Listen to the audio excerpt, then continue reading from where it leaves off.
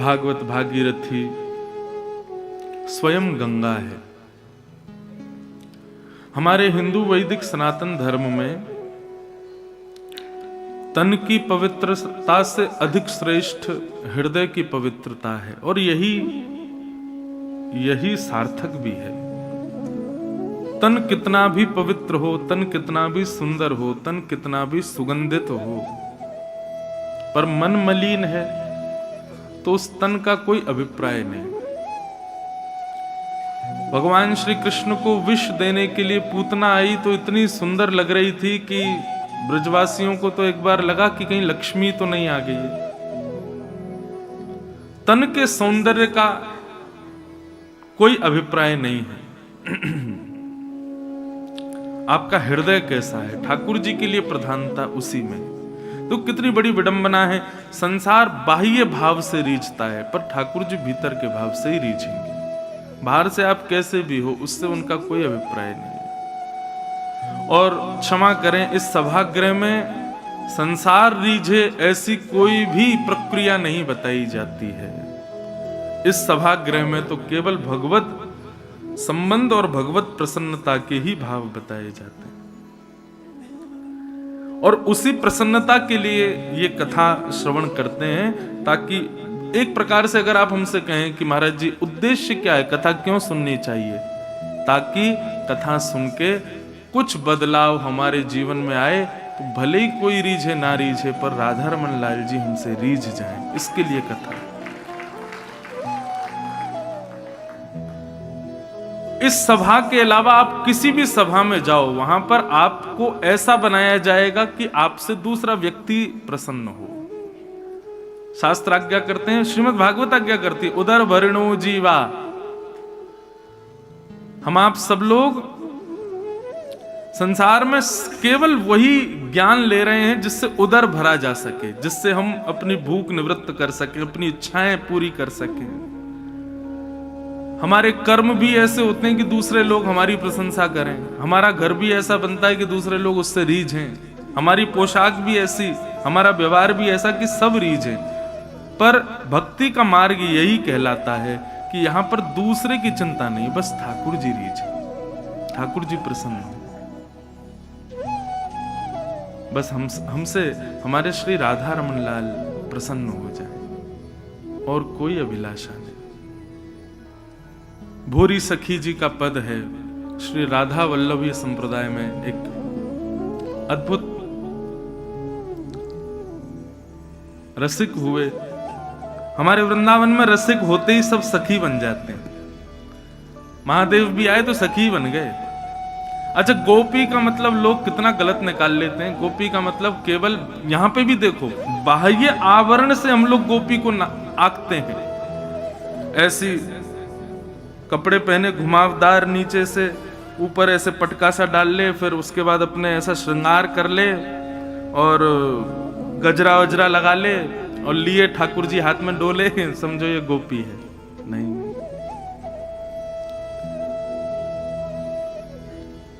गोपी की वास्तविक परिभाषा क्या है? जिसकी भूख प्यास श्वास, संसार में जो भी वस्तु उसको जीवित रखती है, वो वस्तुओं की जगह श्री राधा माधव विराज जाएं। आप जिससे भी अपने आप को जीवित रखते हो, उन सब स्थानों पर ठाकुर जी विराजमान जिसके हो गए हों, ठाकुर जी से ही जीवित है, ठाकुर जी से ही उसकी क्रिया है, ठाकुर जी से ही उसका भोजन है, ठाकुर जी से ही उसकी श्वास है। हर स्थिति में ठाकुर जी, वो गोपी, उसको गोपी कहते हैं। कृष्ण तन कृष्ण मन कृष्ण ही हमारो धन, आठों याम ऊधो हमें कृष्ण ही सो काम है। कृष्ण कृष्ण कृष्ण रोम रोम हों में तो कृष्ण मई रे, कृष्ण नाम जब से श्रवण सुनो री आली, भूली री भवन में तो बावरी भई रे। इसको कहते हैं गोपी। लोग समझ ही नहीं पा रहे। एक प्रकार से सीधी बात समझ लीजिए, अगर आप अपने आप को वैष्णव कहते हैं, भक्त कहते हैं, तो संसार का व्यवहार आप निभा ही नहीं पाओगे। व्यवहार नहीं निभ पाएगा आपसे। ये व्यवहार जो अभी निभा पा रहे हो, ये सब नहीं कर पाओगे। काहू सो मिलवो ना सुहावे, बातन सो घबराई। कोई बात करेगा तो आपका मन करेगा मैं भागूं यहां से। अरे कोई भगवत चर्चा करो, इसके अलावा कुछ मत करो। एक कथा आती है, ध्यान से सुनना। एक राजा थे, और राजा कहां के? ओरछा के राजा। उन्होंने कोसों दूर तक अपने सैनिक बैठा रखे थे, और हर राज्य का राजा अपने सैनिकों को घेराबंदी में बैठाता है कि कोई आक्रमण करे तो पहले ही बता देना। पर उनकी सेना जो कोसों में बैठी थी, उसकी विशेषता यह थी कि बाकी के राजाओं की सेना तो हाथ में अस्त्र शस्त्र लेके बैठती थी, परंतु ओरछा के नरेश, उनकी सेना कोसों दूर बैठती और हाथ में क्या लेके बैठती? रोरी, चावल, चंदन और माला। क्यों? बोले कहीं कोई भक्त दिखे, कोई संत दिखे तो उसका जाके तिलक कर देना, माला पहनाना, दक्षिणा देना, और यदि उनके पास अवसर हो तो उनको राजभवन में लेके आना। अद्भुत। एक बार किसी राजा ने उनकी परीक्षा ली। बोले ये बहुत अपने आप को भक्त समझते हैं, बहुत अपने आप को भक्त, ये बस आडंबर करते हैं दिखाने के लिए कि देखो हम कितने बड़े भक्त हैं। तो उनकी परीक्षा लेने के लिए एक गधे को गले में कंठी माला पहना करके, तिलक वगैरह लगा करके गधा भेज दिया उनके राज्य में। बोले बहुत कंठी माला और तिलक वालों का सम्मान होता है, देखते हैं इसका होगा कि नहीं। अब महाराज जैसे ही कंठी पहने गधे को देखा, सैनिकों ने उसका खूब अगवानी करी, पुष्प वर्षा करी उस पर, लेकर के गए राजा को जाके बताया। बोले महाराज द्वार पर एक जीव आया है। राजा बोले मतलब? बोले एक जीव आया मतलब गधा है, पर उसके गले में कंठी है और माथे पर तिलक है। राजा बोले तो तुम उनको अंदर क्यों नहीं लेके आए? बोले नहीं महाराज वो गधा है ना। राजा बोले ये विचार कैसे कर सकते हो तुम? अरे गले में कंठी माला है, माथे पर तिलक है, तो चाहे कोई भी हो उनके उसी प्रकार सम्मान होना चाहिए जिस प्रकार एक संत का होता है। और राजा दौड़ करके गए और दौड़ करके जाकर के प्रणाम करने लगे। लोग बाग हंसी उड़ाने लगे। बोले महाराज इतनी भी भक्ति मत दिखाओ कि आप ये भी विचार नहीं कर रहे हो कि जानवर है कि मानव। राजा रोने लगे और प्रसन्न मुद्रा में होकर के बोले, नेत्रों से भाव के आंसू गिरे। बोले दुनिया के राजा श्रेष्ठ हैं क्योंकि उनके राज्य में कोई एक आध मानव भक्त होगा, पर मुझसे श्रेष्ठ राजा कोई नहीं, क्योंकि मेरे यहाँ के तो जानवर भी भक्त हैं, मेरे यहाँ के तो जानवर भी कंठी पहनते हैं, मेरे यहाँ के तो जानवर भी तिलक लगाते हैं। मैं कितना श्रेष्ठ राजा हूं। अगर ऐसा राज्य मिले, ऐसे भक्त भेष में जीव जंतु प्राप्त हों, तो हे विधाता मुझे मुक्ति नहीं चाहिए, बार बार इस नगर का राजा मुझे बनाना। ये स्वरूप स्वभाव हो जाता है वैष्णव का। हमारे गोवर्धन के पंडित श्री गया प्रसाद जी महाराज, आपने नाम सुना? नहीं सुना तो अब सुन लीजिए। हमारी कथा में कुछ प्रमुख श्रोता हैं। आप लोग पिछले श्रोता हो, श्रेष्ठ श्रोता जो हैं वो हमारे यहाँ देखो, ये गोपाल जी, राधा रमन जी, हनुमान जी, और फिर लक्ष्मी नारायण भगवान, फिर जगन्नाथ जी, पूज्य पिताजी महाराज के गुरुदेव और पंडित श्री गया प्रसाद जी महाराज, ये सब हमारे प्रमुख श्रोता हैं। आप लोग सो भी जाओगे तो क्या हम इनको कथा सुनाएंगे? और ये भी हमारे पूज्य पिताजी की आज्ञा थी। एक बार हमारी जब प्रारंभ में कथा शुरू करी थी तो छत्तीसगढ़ में एक बार कथा हुई, तो वहां ऐसा नियम है कि पहले दिन शोभा यात्रा जिस दिन होती है उस दिन कथा 10 मिनट होती है, उससे ज्यादा कथा नहीं होती। तो प्रथम दिन की बात, शोभा यात्रा करके अब हम तो भाई साहब नए नए वक्ता बने थे, तो 4 की जगह 6-6 घंटे कथा करते थे। मंच पर आकर के बैठे तो पंडाल में देखा कि महाराज सारी जनता प्रणाम करके चली गई, 4 लोग रह गए।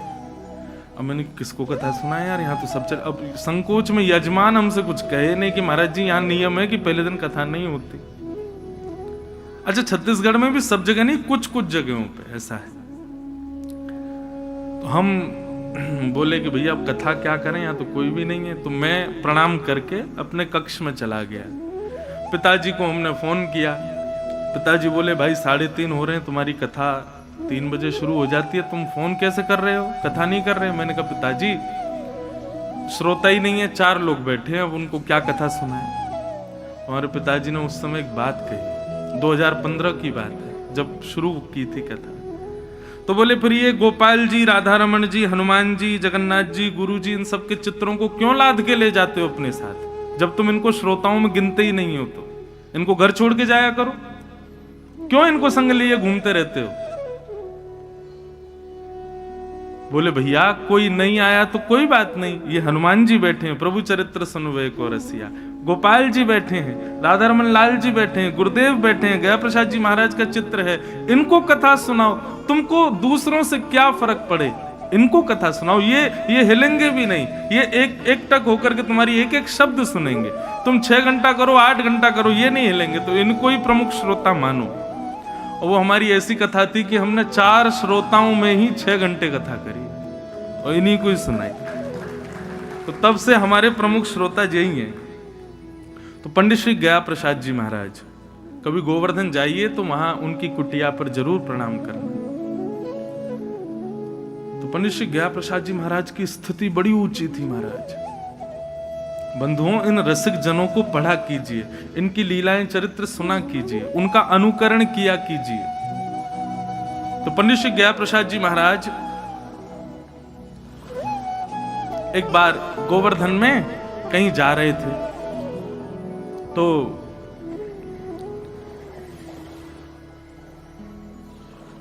कहीं से 2-4 सपेरे जो डलिया में सांप लिए घूमते हैं, ऐसे सपेरे घूम रहे थे।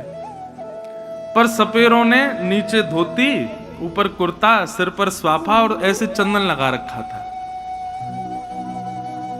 भेष ऐसा बना रखा था मानो कोई भक्त वैष्णव हो। सपेरे ऐसे ही घूमते हैं। महाराज उनको जैसे ही देखा, पंडित श्री गया प्रसाद जी महाराज दंडवत करने लगे, प्रणाम करने लगे, धरती पर लेट करके दंडवत होने लगे। तो संग में जो महापुरुष थे उन्होंने कि बाबा कौन को प्रणाम कर रहे हो? अरे देखो 4 महापुरुष जा रहे हैं, 4 मूर्ति जा रही हैं, 4 संत जा रहे हैं, इनको प्रणाम कर रहा हूं। संग वाले ने कि बाबा जो कोई महापुरुष ना आए, कोई संत ना आए, जो तो सपेर आए, पिटारेन में लिए, सांपन ने लिए घूमे, लोगन ने दिखा दिखा के पैसा ले में, ये कोई संत थोड़े ही है। बाबा रोने लगे, नेत्र लाल हो गए, नेत्रों से अविरल अश्रुधार गिरने लगी। कहने लगे अरे भैया तो को तो कछु और दिख रहे होंगे, पर मुंह को तो इनमें संत दिखाई दे रहे हैं, इनमें भजनानंदी दिख रहे हैं, इनमें वैष्णव दिखाई दे रहे हैं। हमारी स्थिति है ऐसी नहीं। हमको तो श्रेष्ठ संत में भी कोई ना कोई कमी दिख जाती है। कोई श्रेष्ठ महापुरुष दिख जाए तो उसमें भी हम अवगुण खोजते हैं कि इसमें अवगुण क्या है। कथा पूरी होगी ना तब तक मुझ में भी एक आध अवगुण दिख ही जाएगा। ये मानव का स्वभाव है। और मैं आपसे स्पष्ट कह दूं इस बात को, अन्यस्य दोष गुण चिंतनमाशु मुक्त्वा, जब तक दूसरे में दोष गुण दिखने बंद नहीं होंगे, आप अपने आप को वैष्णव मत कहिएगा, अपने आप को भक्त मत कहिएगा। ये दोष दृष्टि इस बात का प्रमाण है कि अब भी संसार बसा है भीतर में। लोग कहते हैं महाराज जी किस चीज पर काम करें? हम कथा सुन करके, भक्ति पथ पर चल के या भक्ति मार्ग में आकर के किस चीज का अनुकरण करें? क्या शुद्ध करने का प्रयास करें? इसको करो कि आपकी दृष्टि बदले, सब में दोष नहीं, सब में गुण दिखे। और एक समय ऐसा आएगा बंधुओं, गुण भी दिखने बंद हो जाएंगे, क्योंकि ज्यादा गुण देखना भी एक प्रकार से आसक्ति कर देती है। किसी में ज्यादा गुण भी यदि दिख जाएं तो उसके प्रति आसक्ति संभव है। तो फिर दृष्टि कैसी हो?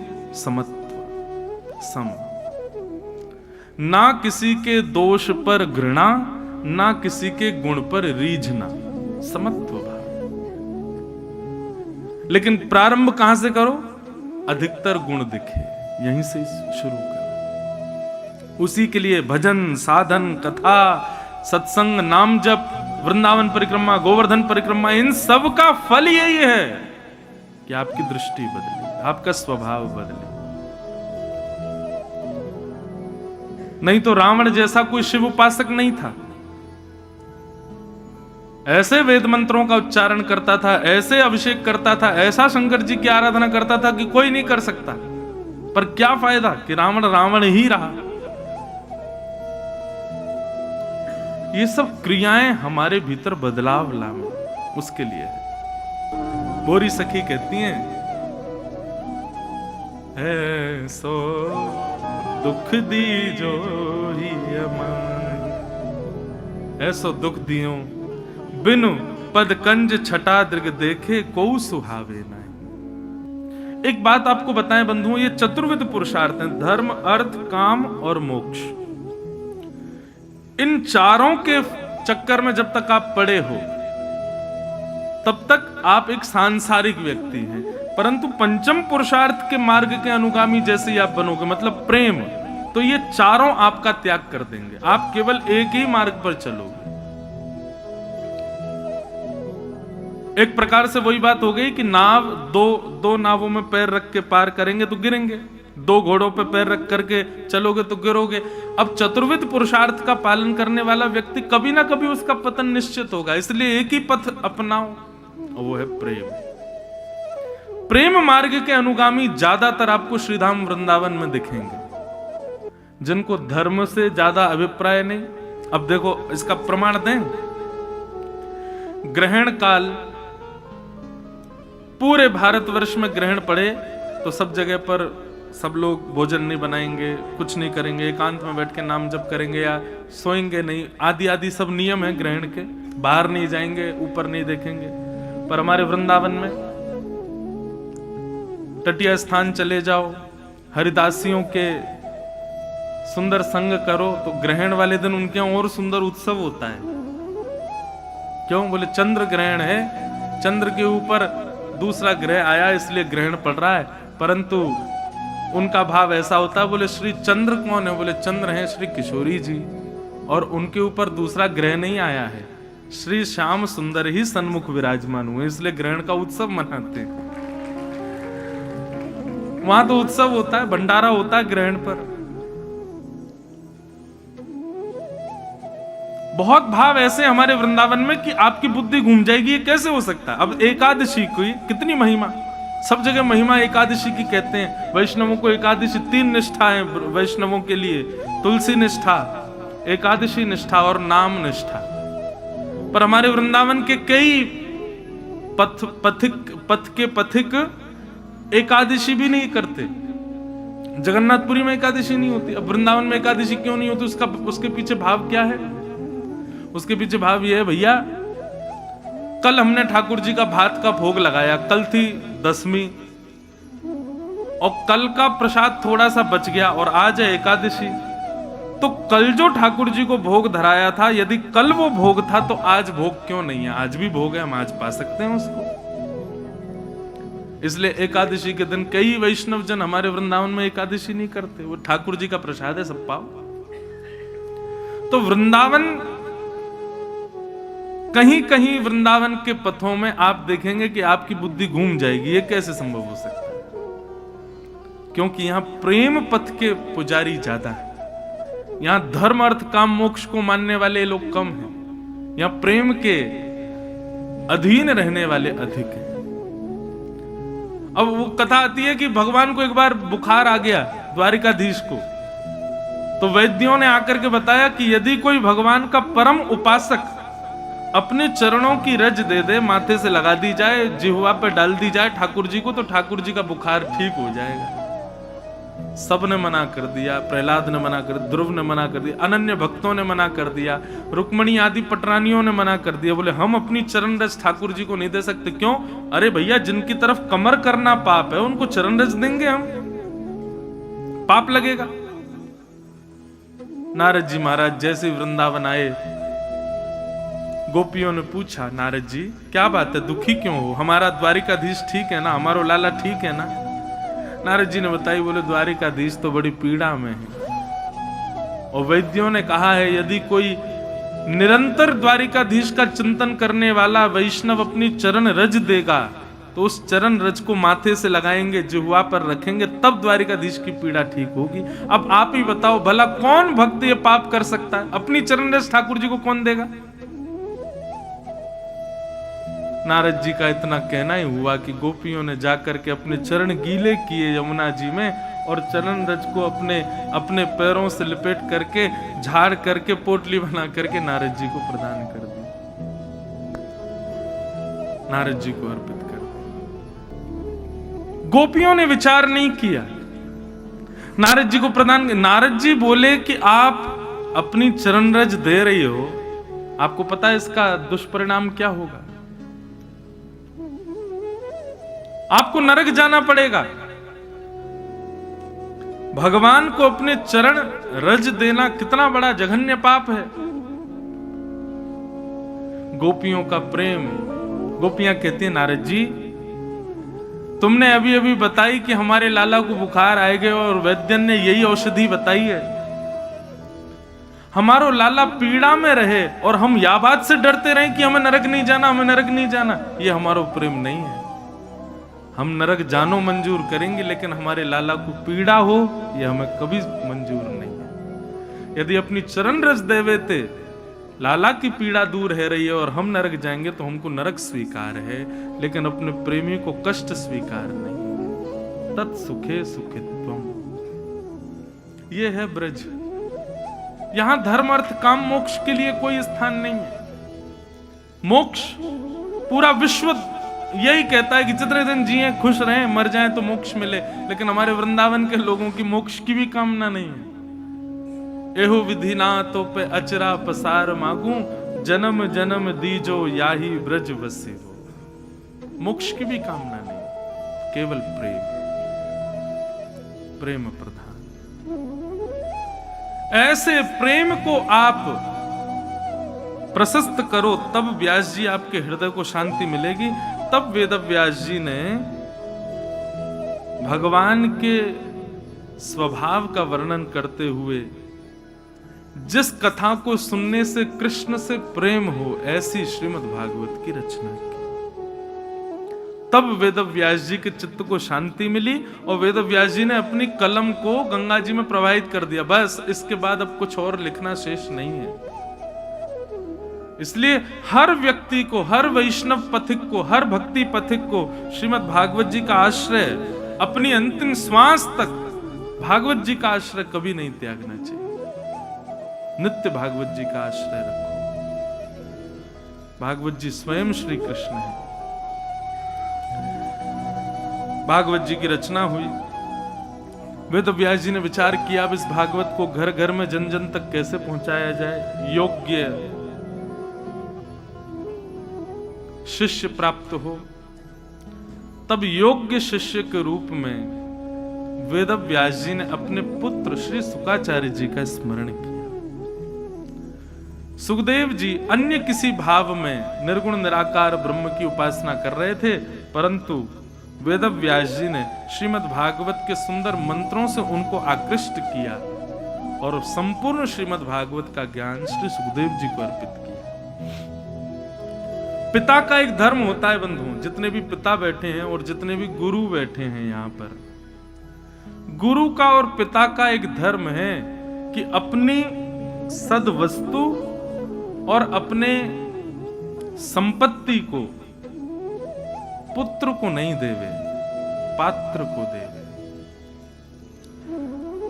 कई बार पिता जानते हैं कि हमारा पुत्र पात्र नहीं है, कई बार शिष्य गुरु जानते हैं कि हमारा शिष्य पात्र नहीं है, फिर भी उसको अपनी जीवन की चाहे जो भी कमाई हो, चाहे भजन हो, चाहे अपनी गद्दी हो, चाहे अपना सर्वस्व हो, उसको फिर भी दे देते हैं, केवल इसलिए क्योंकि ये हमारा शिष्य, हमारा पुत्र है। नहीं, पहले उसको पात्र बनाओ। बीज को पात्र में बोओगे तभी वृक्ष बनेगा, पुत्र में नहीं। इसलिए पुत्र का जन्म होते ही दायित्व बढ़ जाता है कि आपको निर्माण करना है पात्र का। अब ये पात्र बने और फिर अपना सद्भाव, सद्ज्ञान, सद्वस्तु, सत्संपत्ति तब उसको दो। सुखदेव जी महाराज जैसा योग्य शिष्य पुत्र नहीं मिल सकता था वेद व्यास जी को। वेद व्यास जी ने सुखदेव जी को ही श्रीमद् भागवत का ज्ञान प्रदान किया। सुखदेव जी महाराज ने यही भागवत की कथा राजर्षि परीक्षित को श्रवण कराई। अब यहां प्रश्न हुआ कि महाराज ये परीक्षित कौन है, कृपा कर इनके विषय में हमें बताओ। और अब यहां से महाभारत का क्रम थोड़ा प्रारंभ होता है, बहुत ध्यान से सुनना। कल कृष्ण जन्म होना है, और कथा प्रथम स्कंद से अब चल रही है, तो अब कथा क्रम थोड़े ज्यादा होंगे, इसलिए ध्यान पूर्वक सुनिएगा। बंधुओं, महाभारत हम सबके जीवन में चल रही है और हम सब भी उसी महाभारत के योद्धा हैं। ये पूरा जीवन हमारा महाभारत है। हम में से कोई ना कोई कौरव है, कोई ना कोई पांडव है। बस जो गुरुजनों के आश्रय में आ गया, जो भागवत रामायण आदि जैसे ग्रंथों के आश्रय में आ गया, वो पांडव, और जो इनके आश्रय से विमुख है वही कौरव है। महाभारत सबकी चल रही है। महाभारत का युद्ध अपने अंतिम पड़ाव पर चल रहा था। बड़े बड़े वीर अपनी वीर गति को प्राप्त हो चुके थे। दो लोगों के बीच में युद्ध चल रहा था केवल, भीम और दुर्योधन। आंखों की पलकें पकड़ करके सब लोग खड़े थे, क्योंकि महाभारत जैसे विशाल युद्ध का परिणाम आने वाला है। कौन जीतेगा? भीम अपनी प्रचंड गदा का प्रहार करते हैं, लेकिन दुर्योधन के स्पर्श करते ही खन्न करके आवाज आती है और कुछ नहीं होता। तब भीम ने भगवान की ओर दृष्टिपात किया, तब भगवान ने इशारा किया, जंघा पे मारो। और भीम ने भगवत आज्ञा मान करके जैसे ही जंघा पर प्रहार किया, दुर्योधन पस्त हो गया और महाभारत का युद्ध पांडव जीत गए। एक कथा ऐसी आती है कि बलराम जी के शिष्य हैं। कौन? दुर्योधन। दुर्योधन को गदा चलाना बलराम जी ने सिखाया था। इसीलिए बलराम जी महाभारत युद्ध में नहीं थे। क्यों? क्योंकि दुर्योधन मेरा शिष्य है और कृष्ण मेरा भाई है।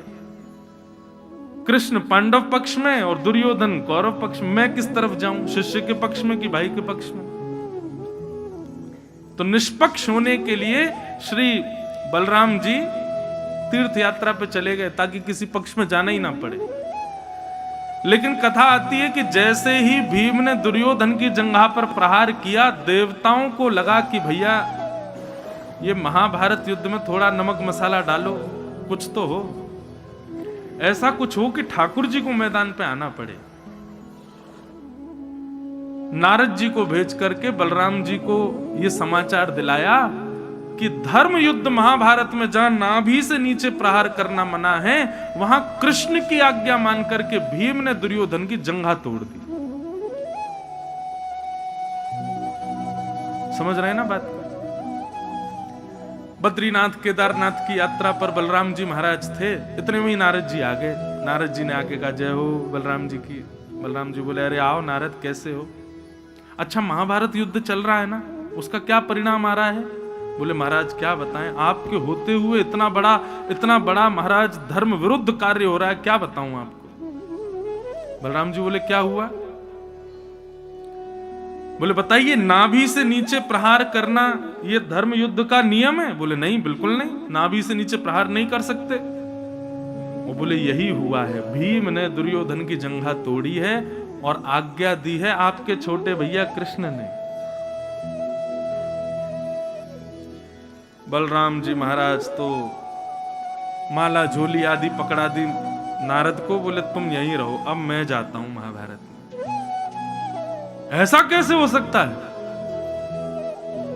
और ये कन्हैया तो बहुत पक्षधर है, उन पांडवन के पक्ष में चलो जाए नेक में ही, या को मैं बताऊं जाके? और बलराम जी को क्रोध आया, महाराज दौड़े कुरुक्षेत्र के मैदान की ओर। बलराम जी को क्रोध आ जाए तो इसका मतलब समझ रहे हैं, पृथ्वी में भूचाल आ जाता है, शेषनाग है वो।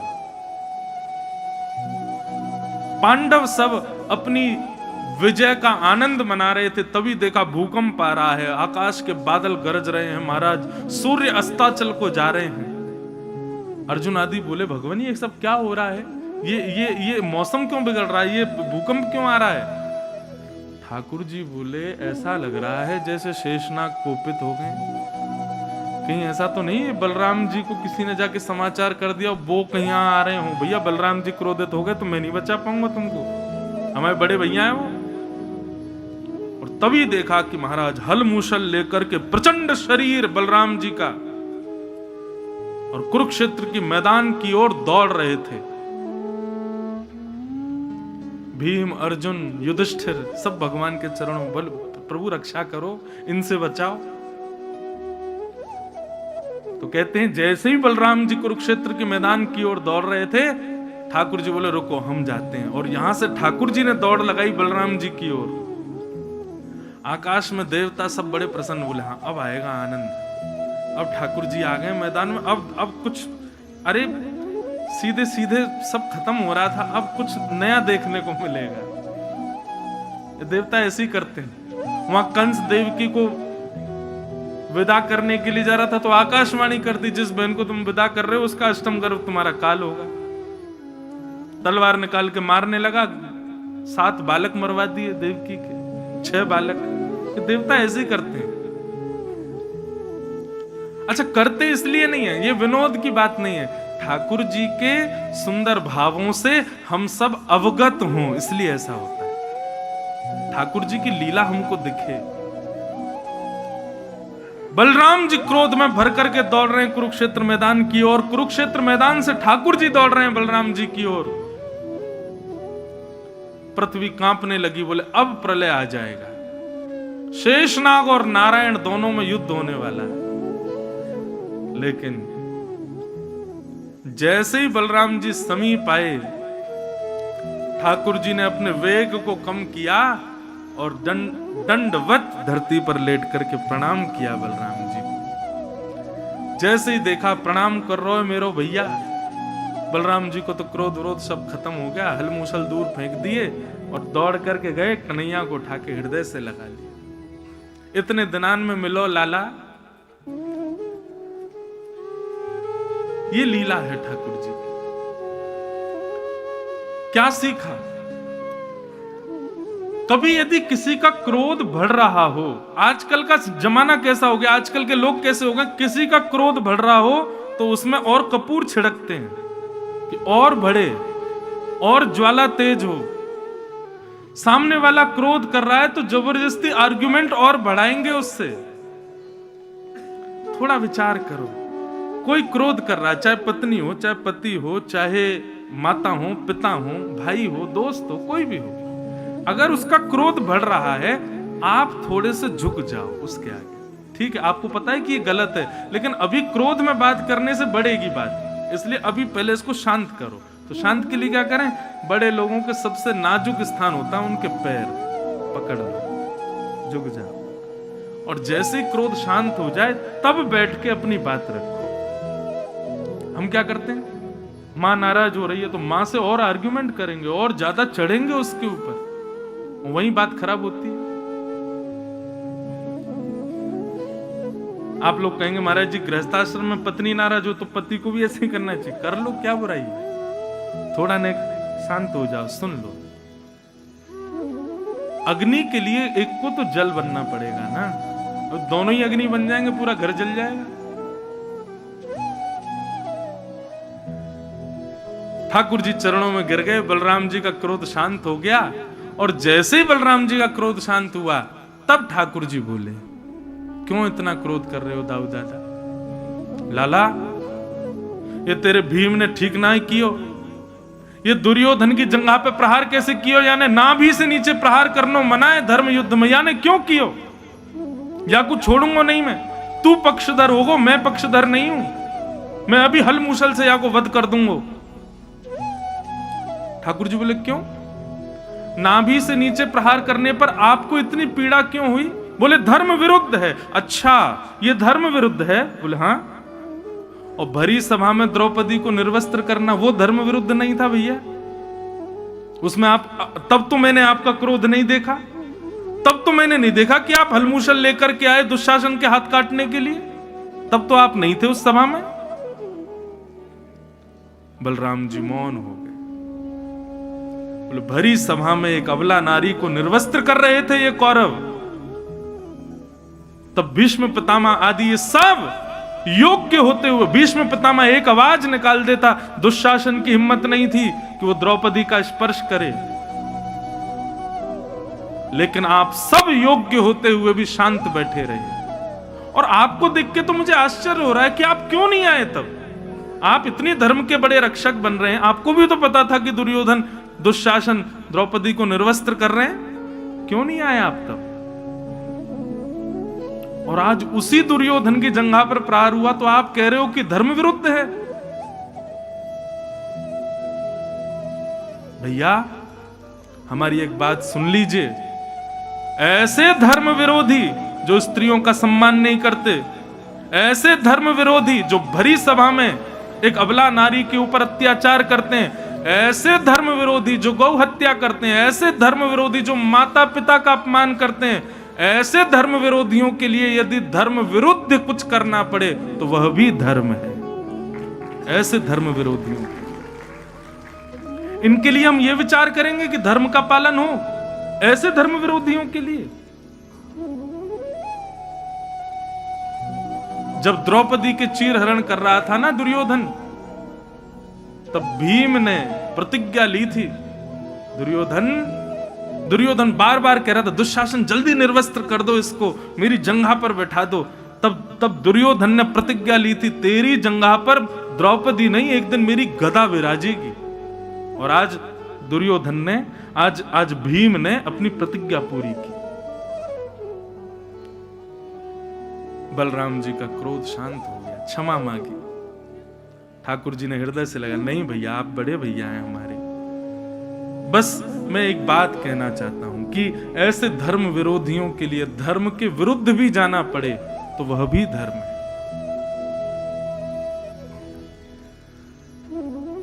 भगवान पांडवों को लेकर के चले गए।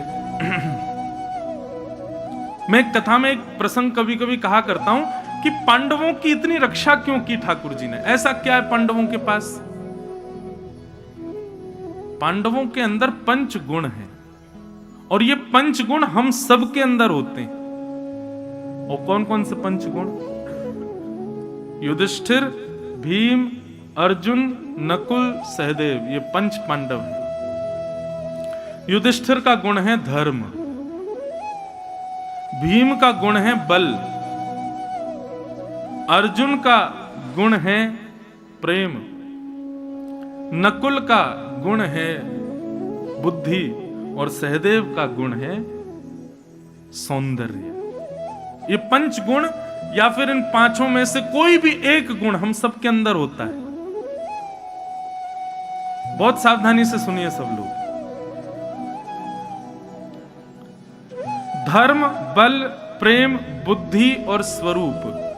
हम आप सब लोग जो यहां बैठे हैं, किसी के अंदर धर्म की मात्रा होगी ज्यादा, किसी के अंदर बल होगा। बल का मतलब शारीरिक नहीं, धन बल भी हो सकता है, शरीर बल भी हो सकता है, किसी भी प्रकार का बल। धर्म, बल, प्रेम, बुद्धि और सौंदर्य, ये पंच गुणों में से कोई ना कोई एक गुण या किसी किसी में ये पांचों गुण भी होते हैं। परंतु ये पांचों गुण बंधुओं कौरवों के पास भी हैं। कौरवों के पास भी धर्म है। भीष्म पितामह बहुत बड़े धर्मावली हैं। भीष्म पितामह बल के रूप में दुर्योधन है। दुर्योधन कम बलवान है, बहुत बलवान था। कर्ण कम बलवान है, बहुत बलवान था। कौरवों में भी प्रेमी है, कौरवों के पास भी बुद्धि है, कौरवों के पास भी स्वरूप है। ये पंच गुण पांडवों के अलावा कौरवों के पास भी है। लेकिन पांडवों के पास दो एक्स्ट्रा चीज है जो कौरवों के पास नहीं, और वो क्या है? द्रौपदी और कृष्ण। द्रौपदी का गुण क्या है? द्रौपदी का गुण है दया, और श्री कृष्ण का गुण है ज्ञान।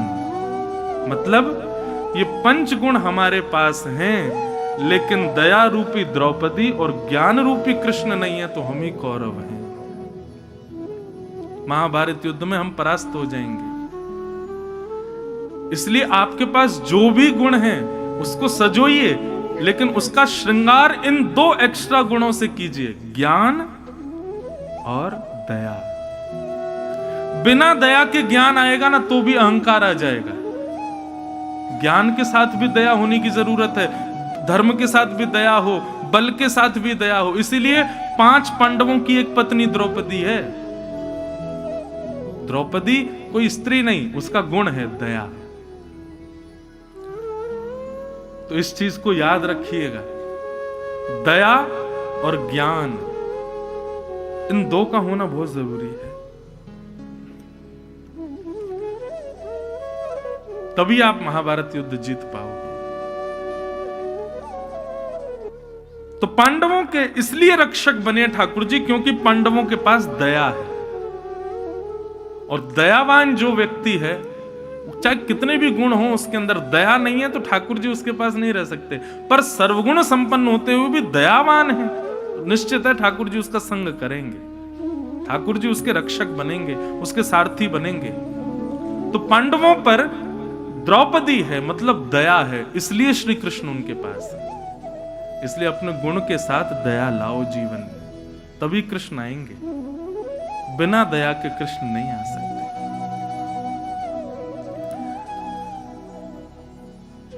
महाभारत युद्ध पांडव जीत गए, परंतु दुर्योधन ने अर्धरात्रि में अश्वत्थामा को भेज दिया, जाओ सोते हुए पांडवों को मार दो, कैसे भी मैं इनको मरा देखना चाहता हूं।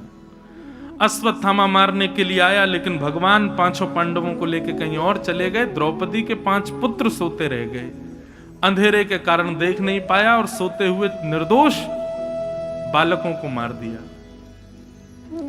प्रातःकाल होते ही पांडवों में मातम छा गया, द्रौपदी रुदन करने लगी। अर्जुन प्रतिज्ञा लेने लगा, जिसने भी बालकों को मारा मैं उसको जीवित नहीं छोड़ूंगा, ये मेरी प्रतिज्ञा है। भगवान बोले अर्जुन प्रतिज्ञा मत लो। क्यों? क्योंकि तुम अभी क्रोध में हो। क्रोध में व्यक्ति प्रतिज्ञाएं लेता है, क्रोध में व्यक्ति जब निर्णय लेता है तो वो निर्णय सदा उसका घातक ही होता है। क्रोध में आप चिल्ला लीजिए, क्रोध में कुछ भी कर लीजिए, लेकिन क्रोध में कभी भी कोई निष्कर्ष मत लीजिएगा, कोई निर्णय मत लीजिएगा। इतना आप ध्यान रखो। माता पिता भाई बंधु बालक जो भी यहां बैठे, क्रोध सबको आता भैया, क्रोध से कोई नहीं बच सकता। लोग बाग ये भी पूछते हैं महाराज जी ऐसा कोई उपाय बताओ कि क्रोध कम हो, क्रोध हमको नहीं आवे। इसका कोई उपाय नहीं, सबको आएगा क्रोध। क्रोध सबको आता है, बस इतना कर सकते हो थोड़ी उसकी मात्रा कम ज्यादा हो जाएगी। अच्छा एक बात बताऊं, आध्यात्मिक व्यक्ति को आता है क्रोध, लेकिन उतना नहीं आता, क्योंकि आध्यात्मिक व्यक्ति को बहुत जल्दी फर्क नहीं पड़ता। क्रोध भी उसी को ज्यादा आता है जिसको बहुत जल्दी फर्क पड़ता है छोटी छोटी चीजों से। जिसको बहुत छोटी छोटी चीजें भी परेशान कर देती, क्रोध उसी को ज्यादा आता है। लेकिन आध्यात्मिक जब व्यक्ति होता है, भक्ति के पथ का जब अनुगामी होता है, तो बहुत छोटी चीजें भी उसके हृदय पर ज्यादा प्रभाव नहीं डाल पाती। इसलिए थोड़ा भजन मार्ग, थोड़ा भक्ति मार्ग इसको अपनाओ। धीरे धीरे क्या होगा, क्रोध जो छोटी छोटी बातों पे आता था वो आना कम होगा। अभी सांसारिक व्यक्ति को तो नमक तेल से भी क्रोध आ जाता है, क्यों नमक कम है, क्यों नींबू कम है। लेकिन एक आध्यात्मिक व्यक्ति को कुछ भी प्रदान कर दो, वो फिर भी प्रसन्न रहता है, उसको जल्दी क्रोध नहीं आता। क्रोध में कभी निर्णय नहीं लेना चाहिए, इंतजार करो क्रोध शांत हो जाए फिर कोई निर्णय लो। लेकिन अर्जुन नहीं माना, अर्जुन ने निर्णय ले लिया, बोले कि मैं बालकों के हत्यारे को जीवित नहीं छोड़ूंगा, ये मेरी प्रतिज्ञा है। भगवान बोले क्रोध में निर्णय मत लो अर्जुन। अर्जुन बोला अब जो होगा सो देखूंगा, लेकिन मैंने तो निर्णय ले लिया कि मैं जीवित नहीं छोड़ूंगा। भगवान बोले तो फिर मेरे पास मत आइयो, फिर बाद में ले तो निर्णय। अर्जुन ने निर्णय ले लिया कि जिसने भी बालकों की हत्या करी मैं जीवित नहीं छोड़ूंगा। निकल पड़े, ढूंढ धाड़ करके लेकर के आए अश्वत्थामा को। अश्वत्थामा को बंदी बना करके जैसे ही द्रौपदी के सामने प्रस्तुत किया, द्रौपदी ने तुरंत कहा, जैसे ही देखा कि गुरुपुत्र अश्वत्थामा, इसने मारे मेरे बालक। उवाच चासहन्तस्य बन्धनानयनं सति मुच्यतामेष ब्राह्मणो नितरां गुरु। अर्जुन इसको मत मारो। अर्जुन बोले मैं कारण जान सकता हूं? बोले 1 नहीं 5 बताऊंगी, इसको मत मारो। ये जो कारण बता रही है, इसकी स्थिति देखिएगा। द्रौपदी के 5 बालक मारे गए हैं। एक बालक को ठोकर लग जाती है तो मां की स्थिति माताएं यहां समझ सकती हैं कि एक बालक को ठोकर लगती है तो मां कितनी विचलित हो जाती है। अरे ठोकर बहुत दूर की बात है, बालक को तैयार करके जब पहली बार स्कूल भेजती है मां, सुबह सुबह टाई लगा के, जूते उते बांध के, थर्मस लटका के, बैग टांग के जब भेजती है, बस में जब छोड़ती है तो बस जैसे ही जाती है ना, तब से ही माँ की घड़ी पर ही नजर होती है। 2 घंटे के लिए गया है, पता नहीं कुछ खा रहा होगा कि नहीं, रो तो इतना रहा था कब आएगा लौट के। और जब 12-1 बजे वो लौट करके आता है, उसके बेचारे के धूप के कारण गाल लाल पड़ जाते हैं, माँ विचलित हो जाती है, हृदय से लगा लेती है, गोदी से उतारती नहीं 2-3 घंटे तो। अरे आज 2 घंटे के लिए स्कूल गया था पहली बार, भेजती है, हृदय पे पत्थर रख, कितनी विचलित हो जाती है। सोचो, ऐसी मां के 5 निर्दोष बालक मार दिए हैं जान से, और वो मां यहां प्रवचन कर रही है। अभी तक संस्कार भी नहीं हुए द्रौपदी के बालकों के, और वो द्रौपदी कह रही है, उवाच चास हन्तस्य बंधनानयनम सतिम मुच्यतामेष ब्राह्मणो नितराम गुरु। अर्जुन, इसको मत मारो। क्यों? पहला कारण, ये ब्राह्मण है और हम क्षत्रिय हैं। क्षत्रिय ब्राह्मण को प्रणाम करते हैं, मारते नहीं है, इसलिए इसको मत मारो। दूसरा कारण, ये हमारे गुरु का बेटा है और गुरुपुत्र गुरु समान होता है, इसलिए इसको मत मारो। तीसरा कारण, यह भी एक मां का बेटा है, और ऐसी मां का बेटा है जो मां पहले ही विधवा हो चुकी है। विधवा मां का इकलौता बेटा है। मेरे 5 पुत्र चले गए तो क्या हुआ, मेरे 5 पति तो अभी भी जीवित है ना। मेरे पुत्र चले गए तो क्या मैं पतियों के सहारे रह लूंगी, लेकिन इसकी मां तो पहले ही दुर्बल है, और इसको अब तुम मार दोगे तो इसकी मां कहां जाएगी, अकेले कैसे रहेगी।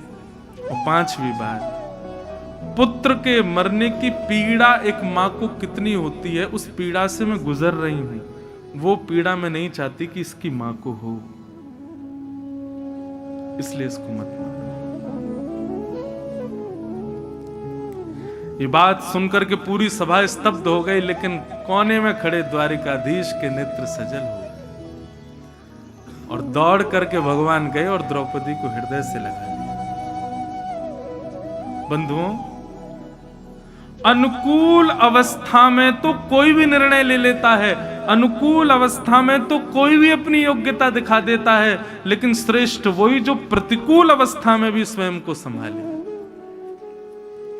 नदी का भाव इस तरफ है और आप नाव में बैठे हो और नाव चला रहे हो, तो जिस तरफ भाव है उस तरफ नाव चलाना कोई बड़ी बात नहीं है। विपरीत दिशा में नाव चलाओगे तब आप नाविक माने जाओ।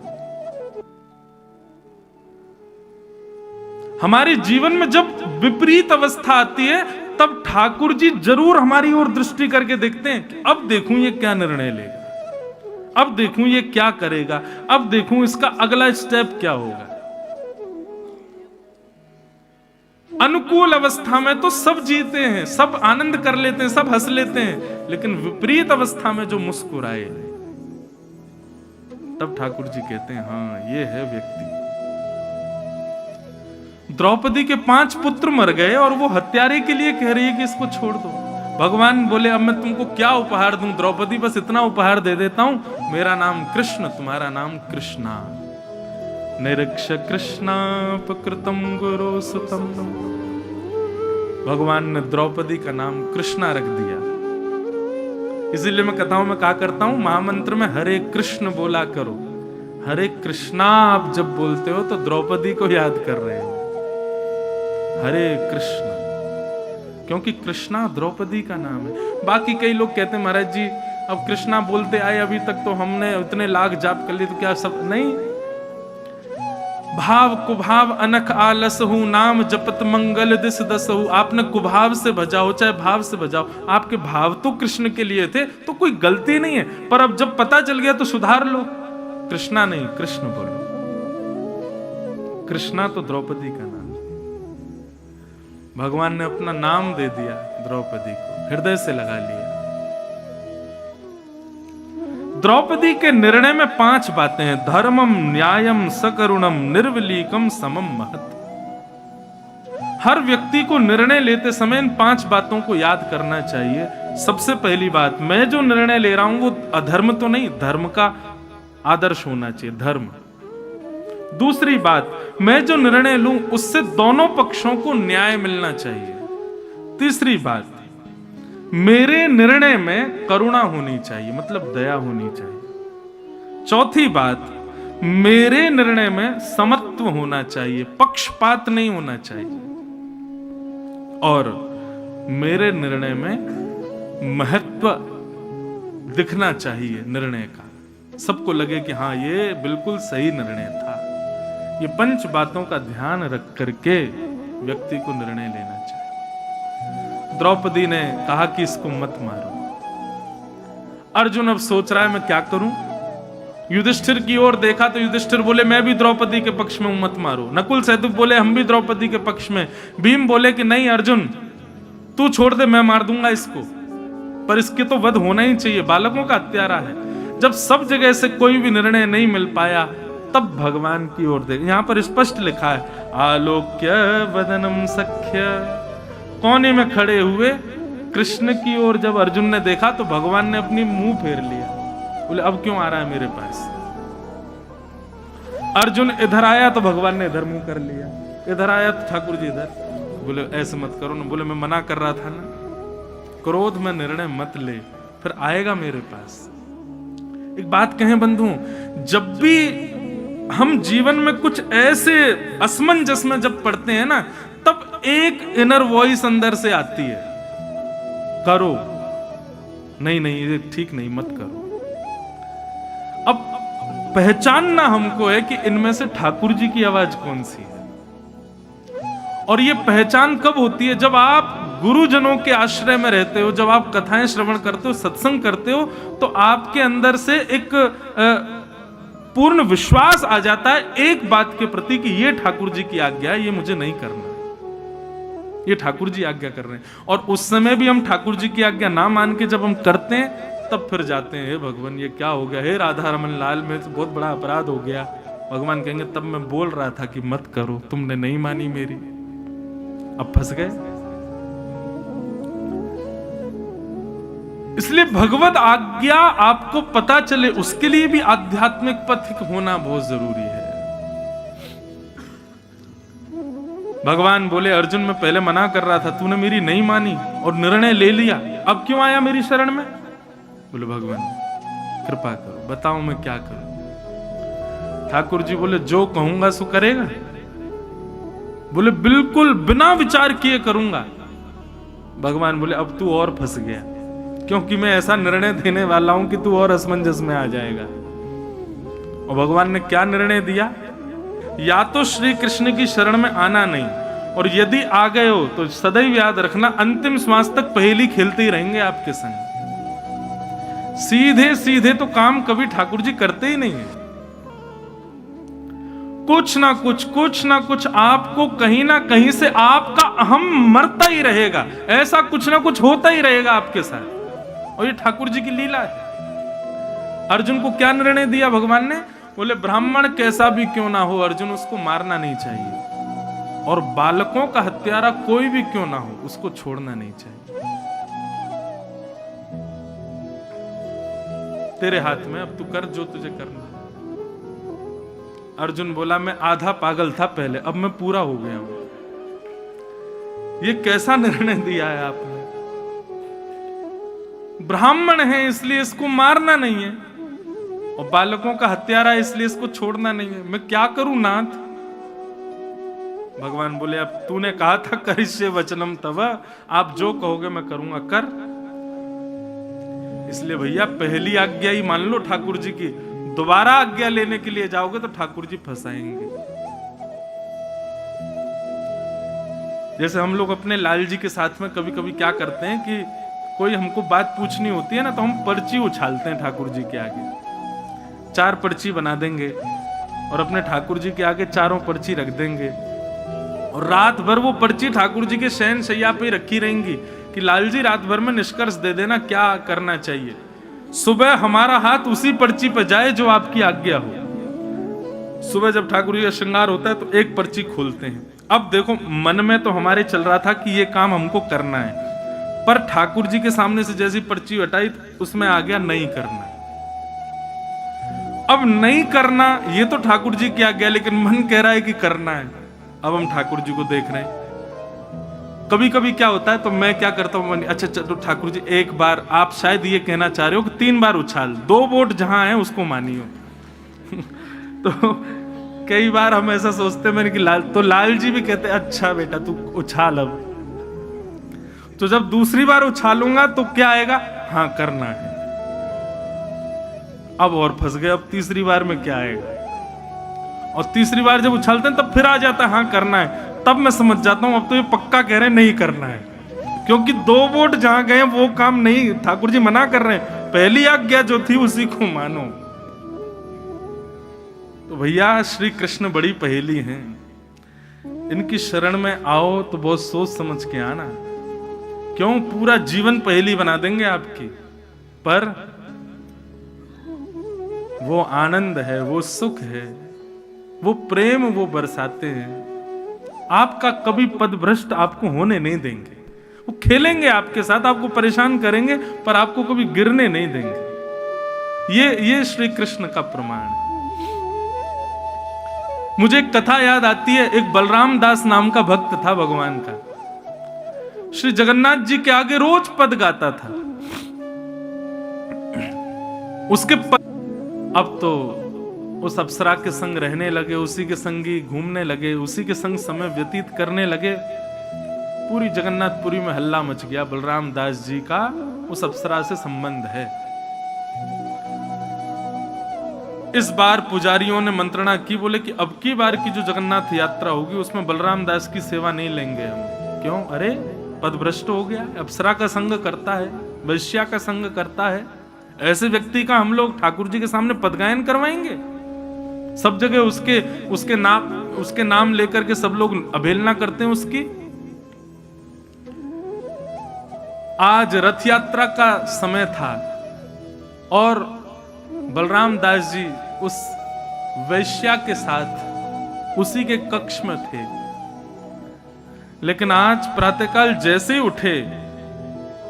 उठ करके बलराम दास जी थोड़ा विचार करने लगे तो उनको पूरे जीवन का दृश्य दिखाई दिया और उन्होंने अनुभव किया कि अब मेरी भक्ति कहां चली गई। मैं कहां जगन्नाथ जी को रिझाने के लिए गाता था, अब मेरा गायन वादन सब कुछ इसकी प्रसन्नता के लिए हो गया है। उस समय अपने आप से आत्मग्लानि होने लगी बलराम दास जी को, घुटनों के बल बैठ गए, जगन्नाथ जी से क्षमा मांगने लगे, मुझसे बहुत बड़ी गलती हो गई भगवान, मुझे आपने इतना सामान्य दे दिया, मुझे इतना सामिप्य दे दिया, मैंने उस सामिप्य की अवहेलना कर दी, मैंने उस सामिप्य के गुण को नहीं समझा, मैंने उस सामिप्य के योग्यता की दुरुपयोग किया। रोते रोते जैसे ही जगन्नाथ रथ यात्रा की ओर जाने लगे, पुजारियों ने पहले ही उनको हटा दिया, बोले अब तुम्हारी सेवा जगन्नाथ जी स्वीकार नहीं करेंगे, तुम पदभ्रष्ट हो गए हो। रुदन करने लगे, रोते रोते समुद्र के तट पर गए, बोले मैं प्राण त्याग दूंगा अपने, मैंने जगन्नाथ जी को पाकर के उनको ठुकरा दिया, उनका इतना सामिप्य होते हुए भी मैंने किसी और को श्रेष्ठता प्रदान कर दी। बोले प्राण त्याग दूंगा, लेकिन उससे पहले अपनी अंतिम सेवा रथ के सामने मैं करना चाहता हूं। कोई बात नहीं जगन्नाथ जी, पूरा श्री क्षेत्र आपका, आप सब जगह हो, जरूरी थोड़ी आप रथ में ही हो। तभी एक बालू का रथ बनाया और रथ बना करके उसमें बालू के ही जगन्नाथ जी बिठा दिए, और हर वर्ष जो रथ यात्रा के सामने गाते थे वो आज बालूका के रथ के सामने गाने लगे। स्थिति यह हुई कि जैसे ही असली रथों को खींचना प्रारंभ किया, सुभद्रा जी का रथ चला गया, बलराम जी का रथ चला गया, लेकिन जैसे ही जगन्नाथ जी का रथ खींचा, लाखों लोग खींच रहे थे लेकिन रथ नहीं बढ़ा। श्रेष्ठ जनों ने, राजाओं ने, पुजारियों ने, सबने जाकर के जगन्नाथ जी को प्रणाम किया। सब लोग सावधानी से सुनो। हे महाप्रभु, हमसे कोई अपराध हो गया, आज आपका रथ आगे नहीं बढ़ रहा है। तभी जगन्नाथ जी ने राजा को स्वप्न दिया और कहा, बोले आज हम इस रथ में नहीं बैठे हैं, हमारा रथ तो आज समुद्र के तट पर बलराम दास ने बनाया, हम उसी रथ में बैठे हैं, हमारी यात्रा तो वहां चल रही है। सब ने जाकर के जब देखा तो वहां समुद्र के तट पर बालुका के रथ के सामने बलराम दास जी नाच रहे थे और वो रथ बिना खींचे ही अपने आप चल रहा था। कहने का अभिप्राय क्या है? बलराम दास जी अपने पद से गिर गए, अपनी स्थिति से गिर गए, लेकिन ठाकुर जी ने फिर भी उनको संभाल लिया, फिर भी उनको स्वीकार किया। सबने ठुकरा दिया लेकिन ठाकुर जी नहीं छोड़ते। श्री कृष्ण के आश्रय में आने में परेशानी कोई नहीं है, बस ये थोड़ा भय बना रहेगा, कब क्या कर दें कुछ पता नहीं है। लेकिन एक प्रसन्नता यह है कि कितना भी बड़ा पहाड़ गिर जाए वो आपका त्याग कभी नहीं करेंगे, वो आपको कभी नहीं छोड़ेंगे। न मे भक्त्या प्रणश्यति, गीता में भगवान कहते हैं मैं अपने भक्त का कभी पतन नहीं होने देता, मैं उसको कभी नहीं गिरने देता।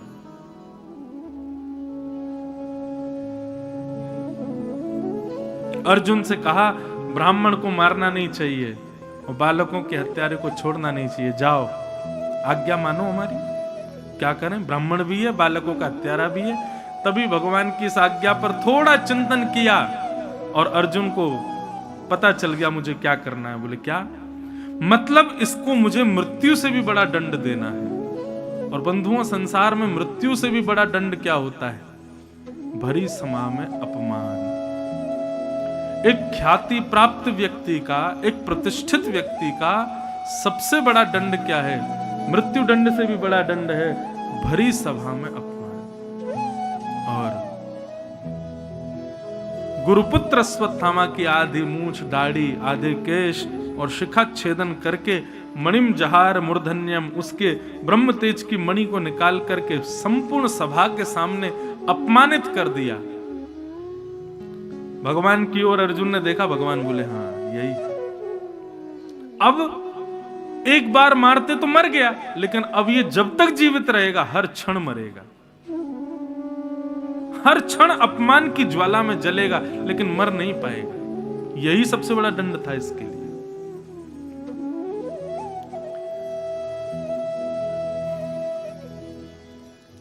अश्वत्थामा को छोड़ दिया।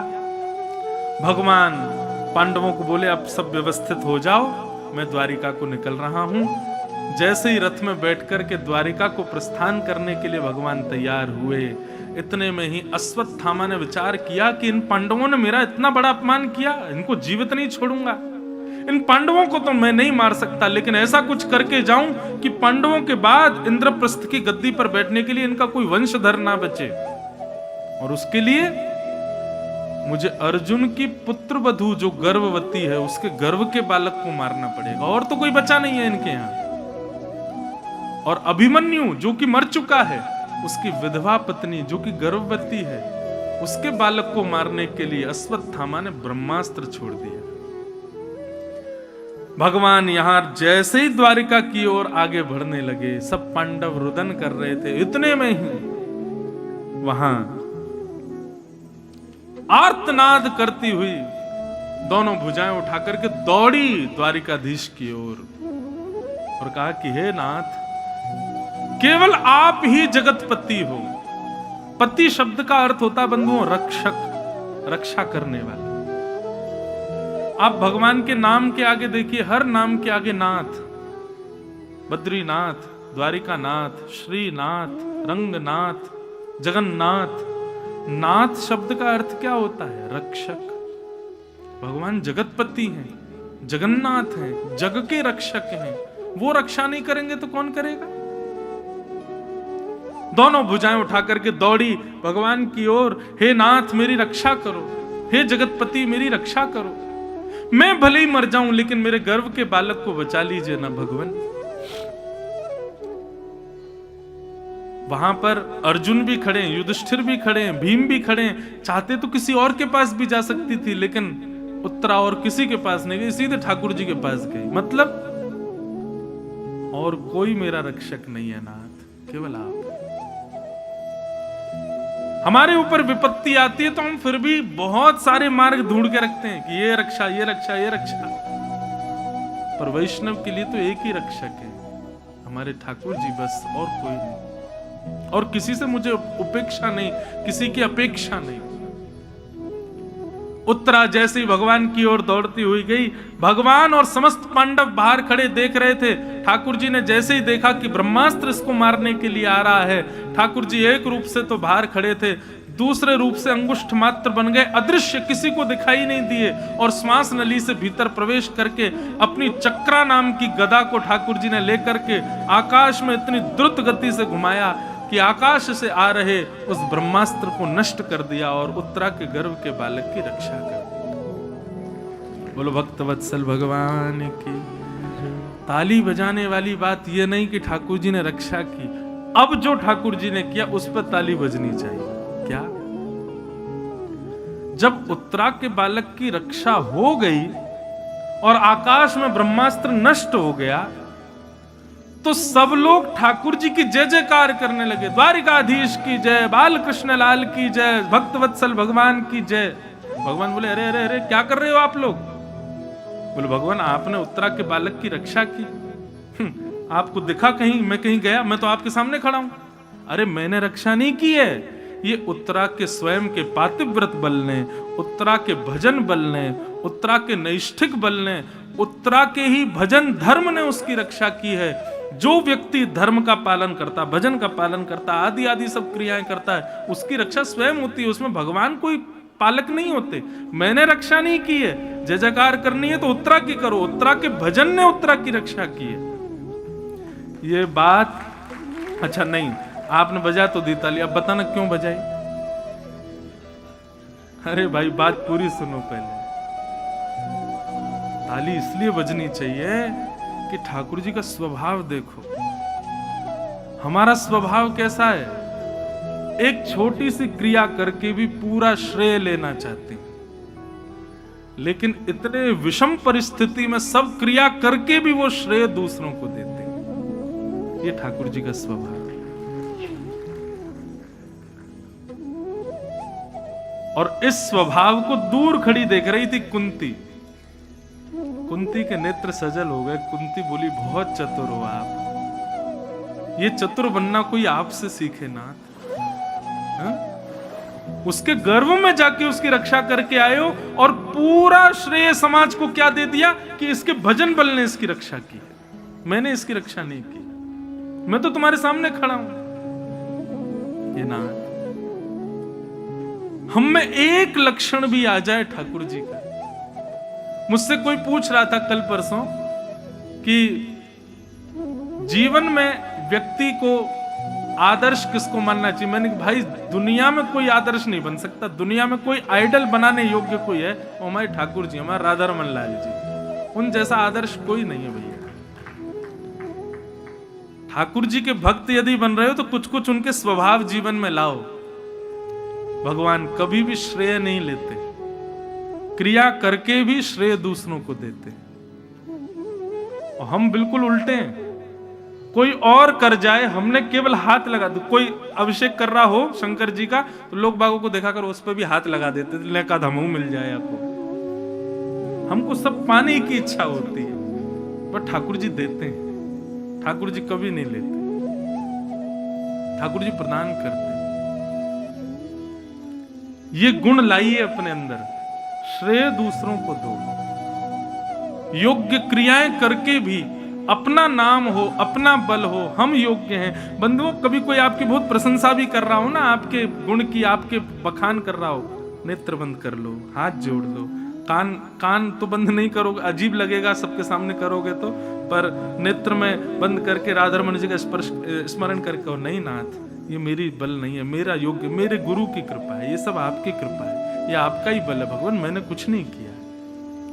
व्यक्ति कितना विचित्र है, योग्यताओं को स्वीकार कर लेता है कि मैंने किया, लेकिन कोई दुष्कर्म बता दे तो उस पर हमेशा अस्वीकार करता है, उसके लिए तो सबूत और धर देता है, नहीं मैंने नहीं किया। अपनी अयोग्यताओं को स्वीकार करो, योग्यता तो ठाकुर जी को ही दो, दूसरों को प्रदान करो। अमानी ना मान देना। ठाकुर जी अमानी है, उनको मान की ज्यादा इच्छा नहीं है, ज्यादा मान के लिए वो प्रयत्नशील नहीं रहते। अरे आप राधा रमन जी के सामने खड़े भी हो ना, लोग बात कहते महाराज जी पता हम वहां से ट्रेन पकड़ के फिर वहां से फ्लाइट पकड़ी, फिर वहां से गाड़ी पकड़ी, इतना कोहरा था जैसे तैसे, और महाराज गिरते पड़ते हम तो पहुंच गए राधा रमन जी। आप नहीं आए हो, ये भी राधा रमन जी की इच्छा थी तो ही आप आए हो, तो ही आप आकर के खड़े हो उनके सामने। ठाकुर जी की कृपा है भैया। सब भगवान उत्तरा को श्रेय दे दिया, सब लोग उत्तरा की जय जयकार करने लगे। सब वहां खड़ी माताएं बहनें कहने लगी अरे बनना है तो उत्तरा जैसा बनो, देखो इसके भजन बलने, पातिव्रत बलने, इसकी रक्षा की। सब लोग उत्तरा की प्रशंसा करने लगे। भगवान चुपचाप अपने रथ में बैठे, बोले चलो द्वारिका। जैसे ही द्वारिका जाने लगे, कुंती ने आकर के घोड़ों के रस्सी को रोक लिया, पकड़ लिया, बोले नीचे आइए आप, आपसे तो बातें करनी है हमको। भगवान बोले कहो बुआ अब क्या काम है? बोले काम कुछ नहीं है, बस मन के कुछ भाव आपसे कहने। बोले कहिए। तब कुंती ने भगवान की स्तुति गाई। ये भागवत जी की प्रथम स्तुति है बंधु, कुंती कह रही है। कुंती ने भगवान की स्तुति गाई।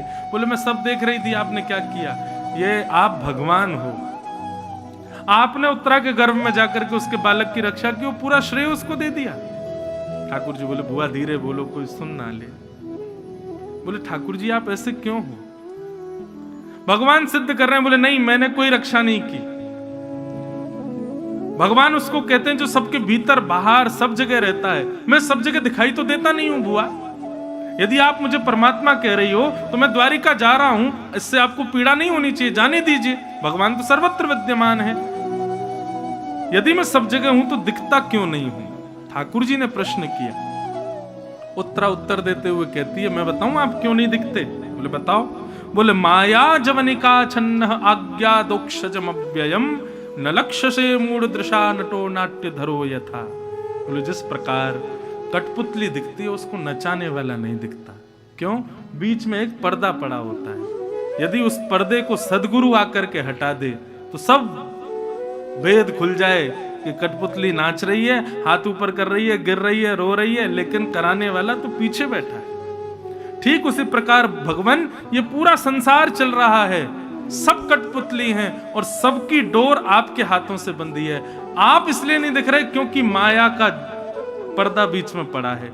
यदि सदगुरु जीवन में आ जाए और उस माया के पर्दे को हटा दे तो सब दिख जाएगा। बोले भैया इनकी कोई सामर्थ्य नहीं है, सब कराने वाले ठाकुर जी हैं, सब ठाकुर जी कराते हैं। इसलिए आप नहीं दिखते क्योंकि माया है बीच में।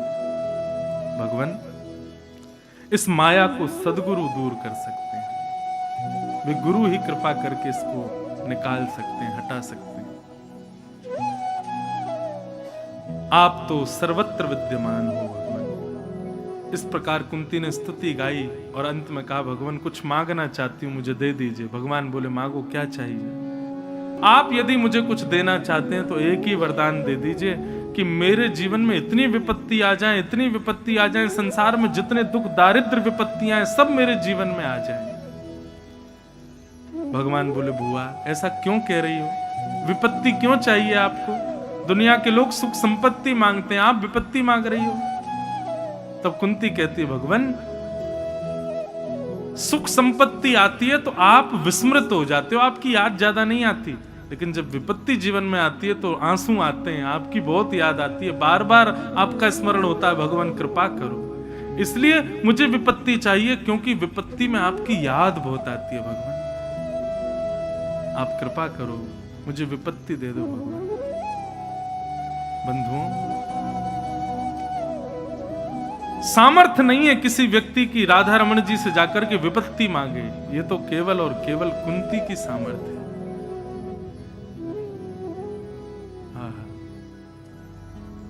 पता है आपको भक्ति कैसी होनी चाहिए, समर्पण कैसा होना चाहिए?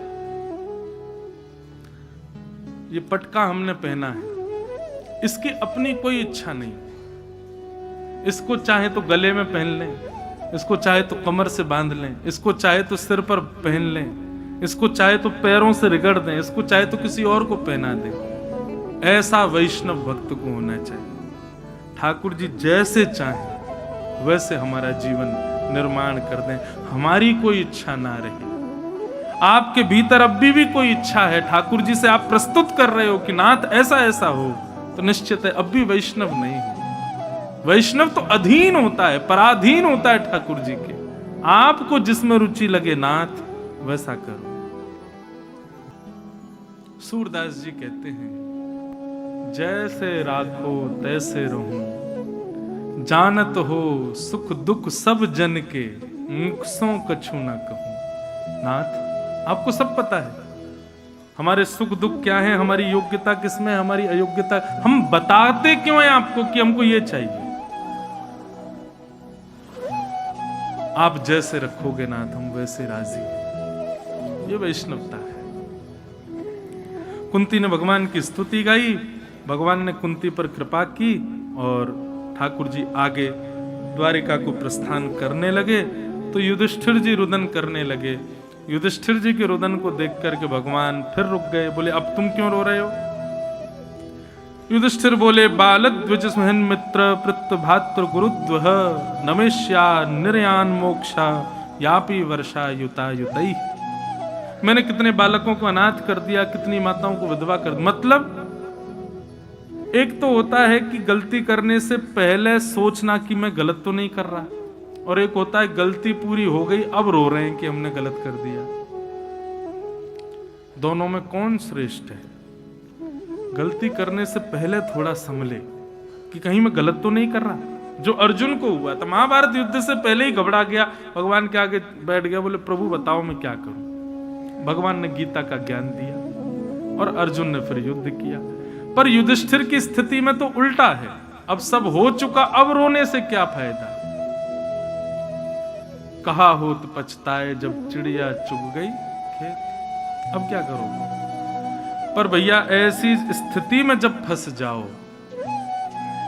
भगवान बोले अब तुमको दोबारा गीता नहीं सुनाऊंगा, अब मैं चुप रहूंगा, मेरा वैष्णव भक्त बोलेगा। मतलब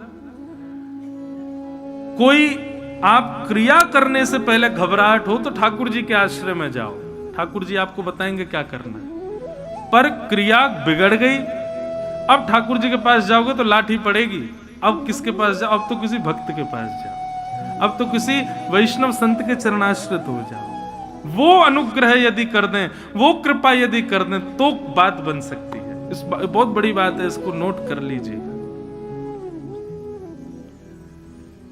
अब संत के पास जाओ कि भगवान मुझसे अपराध हो गया है, मुझे ऐसा लगता है मैंने जो किया वो ठीक नहीं, अब मैं क्या करूं। इस स्थिति में जब युधिष्ठिर आए तब भगवान युधिष्ठिर को लेकर के भीष्म पितामह के पास गए। बाणों की सैया पर लेटे भीष्म पितामह, रोम रोम में बाण लगाए भीष्म पितामह के, और ऐसी स्थिति में भगवान समस्त पांडवों को लेकर के भीष्म पितामह के पास गए। बंधु, मैंने बहुत विस्तार से भीष्म स्तुति बहुत बार कही है, अनेक बार उसका प्रवचन खूब विस्तार से किया है। आज उतना विस्तार नहीं करूंगा, पर भीष्म स्तुति से एक भाव सीखते हैं हम लोग, वो बात कह करके मैं आगे चलूं। भीष्म पितामह, उनको इच्छा मृत्यु का वरदान था। पिता ने, आप लोगों ने कभी महाभारत टीवी पे भी देखी हो तो भी आपको पता होगा कि उनके पिता शंतनु ने उनको इच्छा मृत्यु का वरदान दिया था। परंतु भीष्म पितामह ने इच्छा मृत्यु में कोई सांसारिक भाव ना रख के एक ही भाव रखा था, बोले मेरे प्राण कब निकले? जब द्वारिकाधीश मेरे सामने। ऐसी इच्छा मृत्यु उन्होंने जाहिर की। विश्वास मानिए, हम लोगों को, आप लोगों को यदि ये वरदान मिल जाए कि चलो तुम्हारी इच्छा मृत्यु है, जब तुम चाहो जैसे चाहो तुम्हारे प्राण निकलेंगे, तो हम लोगों की निश्चित है इच्छा बड़ी विचित्र होगी। हम लोग कोई सांसारिक भाव सोच के ही मरना चाहते हैं। पर भैया हमारी एक बात मानिए, मुझे ऐसा लगता है कि इच्छा मृत्यु का वरदान मुझे भी मिला है, आपको भी मिला है, हम सबको मिला हुआ है, पर हमने कभी इच्छा करी नहीं मृत्यु की। हमने कभी सोचा ही नहीं मरना कैसे। बहुत ध्यान से सुनिएगा, अगर बात अनुचित लगे तो आपका भाव प्रणाम है, पर ये अनुचित नहीं है, ये बात बिल्कुल उचित है। मैंने गुरुजनों से भी पूछा, उन्होंने भी मोहर लगाई, नहीं ये बात बिल्कुल ठीक है कि इच्छा मृत्यु का वरदान सबको मिला है। हम सबके पास में इच्छा मृत्यु है, पर विडंबना ये कि हमने कभी इच्छा मृत्यु की नहीं, हमने सोचा ही नहीं कि हमको मृत्यु के। आप किसी भी व्यक्ति से, अब बच्चा जब 10th 12th पास करता है तो उसके रिश्तेदार पूछते हैं, घर वाले पूछते हैं फ्यूचर प्लानिंग क्या है, बताएगा उस कॉलेज में पढ़ना चाहता हूँ, ब्याह का क्या ख्याल है, बोले हाँ ऐसे ऐसे गुण स्वभाव वाली लड़की मिल गई तो ब्याह कर लूंगा, और बोले फिर ऐसा है कि सेटल हो जाऊंगा, यूएस चला जाऊंगा, वहां पे बाल बच्चे होंगे, उनका भी परवरिश हो जाएगी, ऐसे कर लेंगे, वो भी कमाएगी, मैं भी। सारी फ्यूचर प्लानिंग बता देगा, लेकिन जो फ्यूचर प्लानिंग उसने बताई है अपनी, वो है जो वो प्रिडिक्ट कर रहा है, वो होगी कि नहीं ये उसके हाथ में नहीं। बहुत ध्यान से सुनिएगा बात को। हम जो भी फ्यूचर प्लानिंग करते हैं वो प्रिडिक्शन होता है हमारा, वो वास्तविकता नहीं है, वो सत्य नहीं है। संभव हुआ, मेहनत करी, कर्म में बल हुआ तो ऐसा मैं कर पाऊंगा। लेकिन एक बात तो हम सबको पता है कि हमारी मृत्यु हो जानी है एक दिन, सबको पता है, वो हमको पता है, लेकिन उसके लिए हमने कभी कोई इच्छा जाहिर की नहीं, प्रकट ही नहीं की। कैसी होनी चाहिए? आज वृंदावन में बैठे हो आप लोग, वर्ष का अंतिम दिन चल रहा है, 2-3 दिन और बचे। अब इच्छा मृत्यु रखो।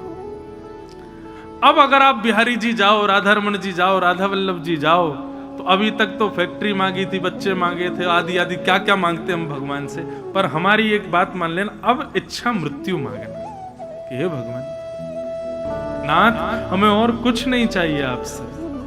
हमारे जीवन में सुख दुख जो भी आएंगे सब हमारे कर्म बल है, हमारे जीवन में कुछ भी अप्स एंड डाउन्स आएंगे सब सह लेंगे हम। बस आप हमको एक चीज का वरदान दे दीजिए कि हमारे प्राण जब भी निकलें तो ऐसे निकले, बाकी सब हम झेल लेंगे, बाकी सब हम सह लेंगे, बस आप इतनी कृपा कर देना हे बिहारी जी, जब मेरे प्राण निकलने वाले हो ना, तो ऐसी कुछ योजना बनाना कि मेरे मित्र या परिवार के लोग वृंदावन आने के लिए मुझसे पूछें और मैं उनके संग आ जाऊं, वृंदावन आऊं, वृंदावन की परिक्रमा लगाऊं, यमुना जल को प्रणाम करूं, रज को माथे से लगाऊं, ब्रजवासियों के घर की मधुकरी पाऊं, राधा रमन, राधा वल्लभ, बांके बिहारी, मदन मोहन, दामोदर, सबके दर्शन करूं, और दर्शन करने के पश्चात भगवान कहीं मधुर नाम संकीर्तन चल रहा हो, कथा चल रही हो, कथा जाकर के सुनूं, फिर नाम संकीर्तन मधुर चल रहा हो, वहां बैठ करके मैं संकीर्तन करूं, संकीर्तन के बाद सब लोग चले जाएं, मैं एकांत में बैठा हूं, मेरी चित्त वृत्ति सब में श्री राधा रमण विराज रहे हो, मेरे स्थिति में किसी और का ख्याल नहीं, केवल आप ख्याल में हो, तन वृंदावन में हो, स्थिति में आप हो, और बस नाथ बस यही स्मरण करते करते ब्रज रज माथे से लगी हो, चंदन से पूरा मुख लीपा हुआ हो, इत्र की सुगंधी गले में बांके बिहारी की माला हो, बस उसी समय प्राण निकल जाए नाथ, ऐसी कृपा कर दे, बस और कुछ नहीं चाहिए भगवान हमें। बाकी सब योग्यताएं अयोग्यताएं सब स्वीकार कर लेंगे हम नाथ, पर आप केवल इतना अनुग्रह कर दो कि इस शरीर से हम जो कुछ भी करें सबको क्षमा कर देना, जब अलविदा कहें इस संसार से तो आपके चरणों में बैठ करके करें भगवान, इस जीवन का अंत आपके स्मरण में हो। बाकी तो हम संसारी हैं, सारे संसार ही संसार भरा हमारे भीतर, हम 24 घंटे इन्हीं अवगुणों में लगे रहेंगे, पर भगवान आप बस इतना याद रखना कि इसके प्राण जब निकले तब ये वृंदावन आ जाए, तब या फिर वृंदावन इसके चित्त में आ जाए, और कोई अभिलाषा मत रखो ठाकुर जी से, संसार में जो कुछ भी मिलेगा सब सह लेंगे नाथ, बस आप हमारे अंतिम क्षण को हमारे अपने चरणों में दे देना। आप विश्वास मानिए बंधुओं,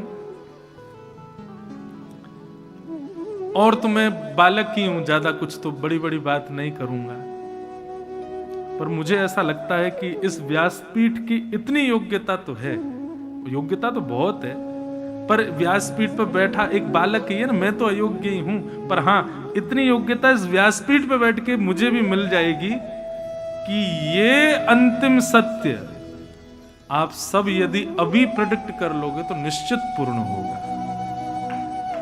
आप अभी अगर विश्वास कर लो कि नाथ ऐसे प्राण निकले, तो मेरी जिम्मेवारी, मैं अपनी जिम्मेवारी पर कह रहा हूं, ठाकुर जी इसको पूर्ण करेंगे। अंतिम क्षण में ठाकुर जी के श्री चरणों में प्राण और उनकी स्मृति में प्राण निकले। और एक बात और, ये बताना नहीं, ढिंडोरा नहीं पीट, ब्रॉडकास्ट मैसेज मत डाल देना व्हाट्सएप पे, मैंने ये इच्छा मृत्यु करी है, मेरी ये इच्छा मृत्यु है। अच्छा एक और बात है, आपने इच्छा मृत्यु रखी कि चलो हम वृंदावन आएंगे, और उसी समय अब जब भी वृंदावन की बात हो तो डर मत जाना कहीं अब की बार कहीं ऐसा नहीं हो कि निकल ही जाए। अरे भाई प्रसन्न हो जाओ आनंद के साथ में। बंधुओं देखो, मृत्यु ना रह जाए, मृत्यु हमारे प्रियतम का बुलावा हो जाए। मृत्यु नहीं है, हमारे श्याम सुंदर का बुलावा है। जिस प्रकार एक विवाहिता नारी को 4 लोग पालकी में लेके जाते हैं, ऐसे ही हमारे परिवार के 4 लोग पालकी में लेके जाएंगे, हमको सजा के लेके जाएंगे, माला वाला पहना के लेके जाएंगे।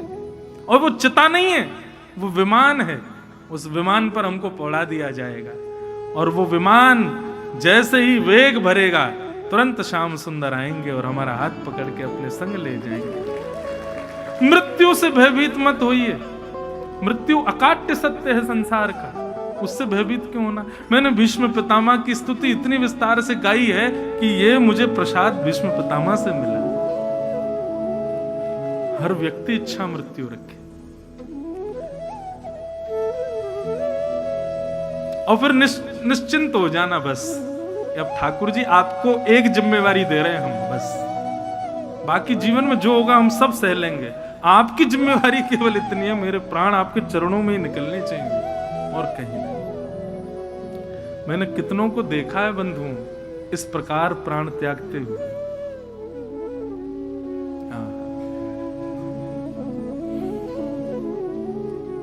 भीष्म पितामह ने बाणों की सैया पर लेटे, मृत्यु देवी सामने खड़ी है, बोले मैं आ जाऊं। भीष्म पितामह खबरदार, सामने खड़ी रहे, आना नहीं मेरे पास। बोले कब आऊं?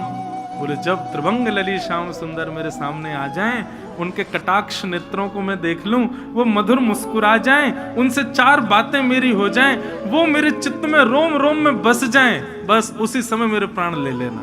तब तक खड़ी रहना, मेरे पिता की आज्ञा है मुझे कि मुझे इच्छा मृत्यु है, तब तक मेरे प्राण नहीं निकलने चाहिए।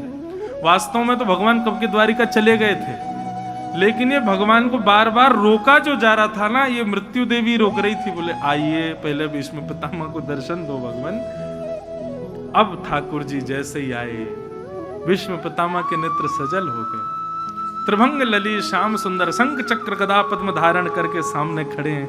मधुर पीतांबरी लहरा रही है, चंदन की सुगंधी आ रही है, मधुर ब्यार बह रही है, और सब धुंधुला दिख रहा है, केवल ठाकुर जी दिख रहे हैं भीष्म पितामह को।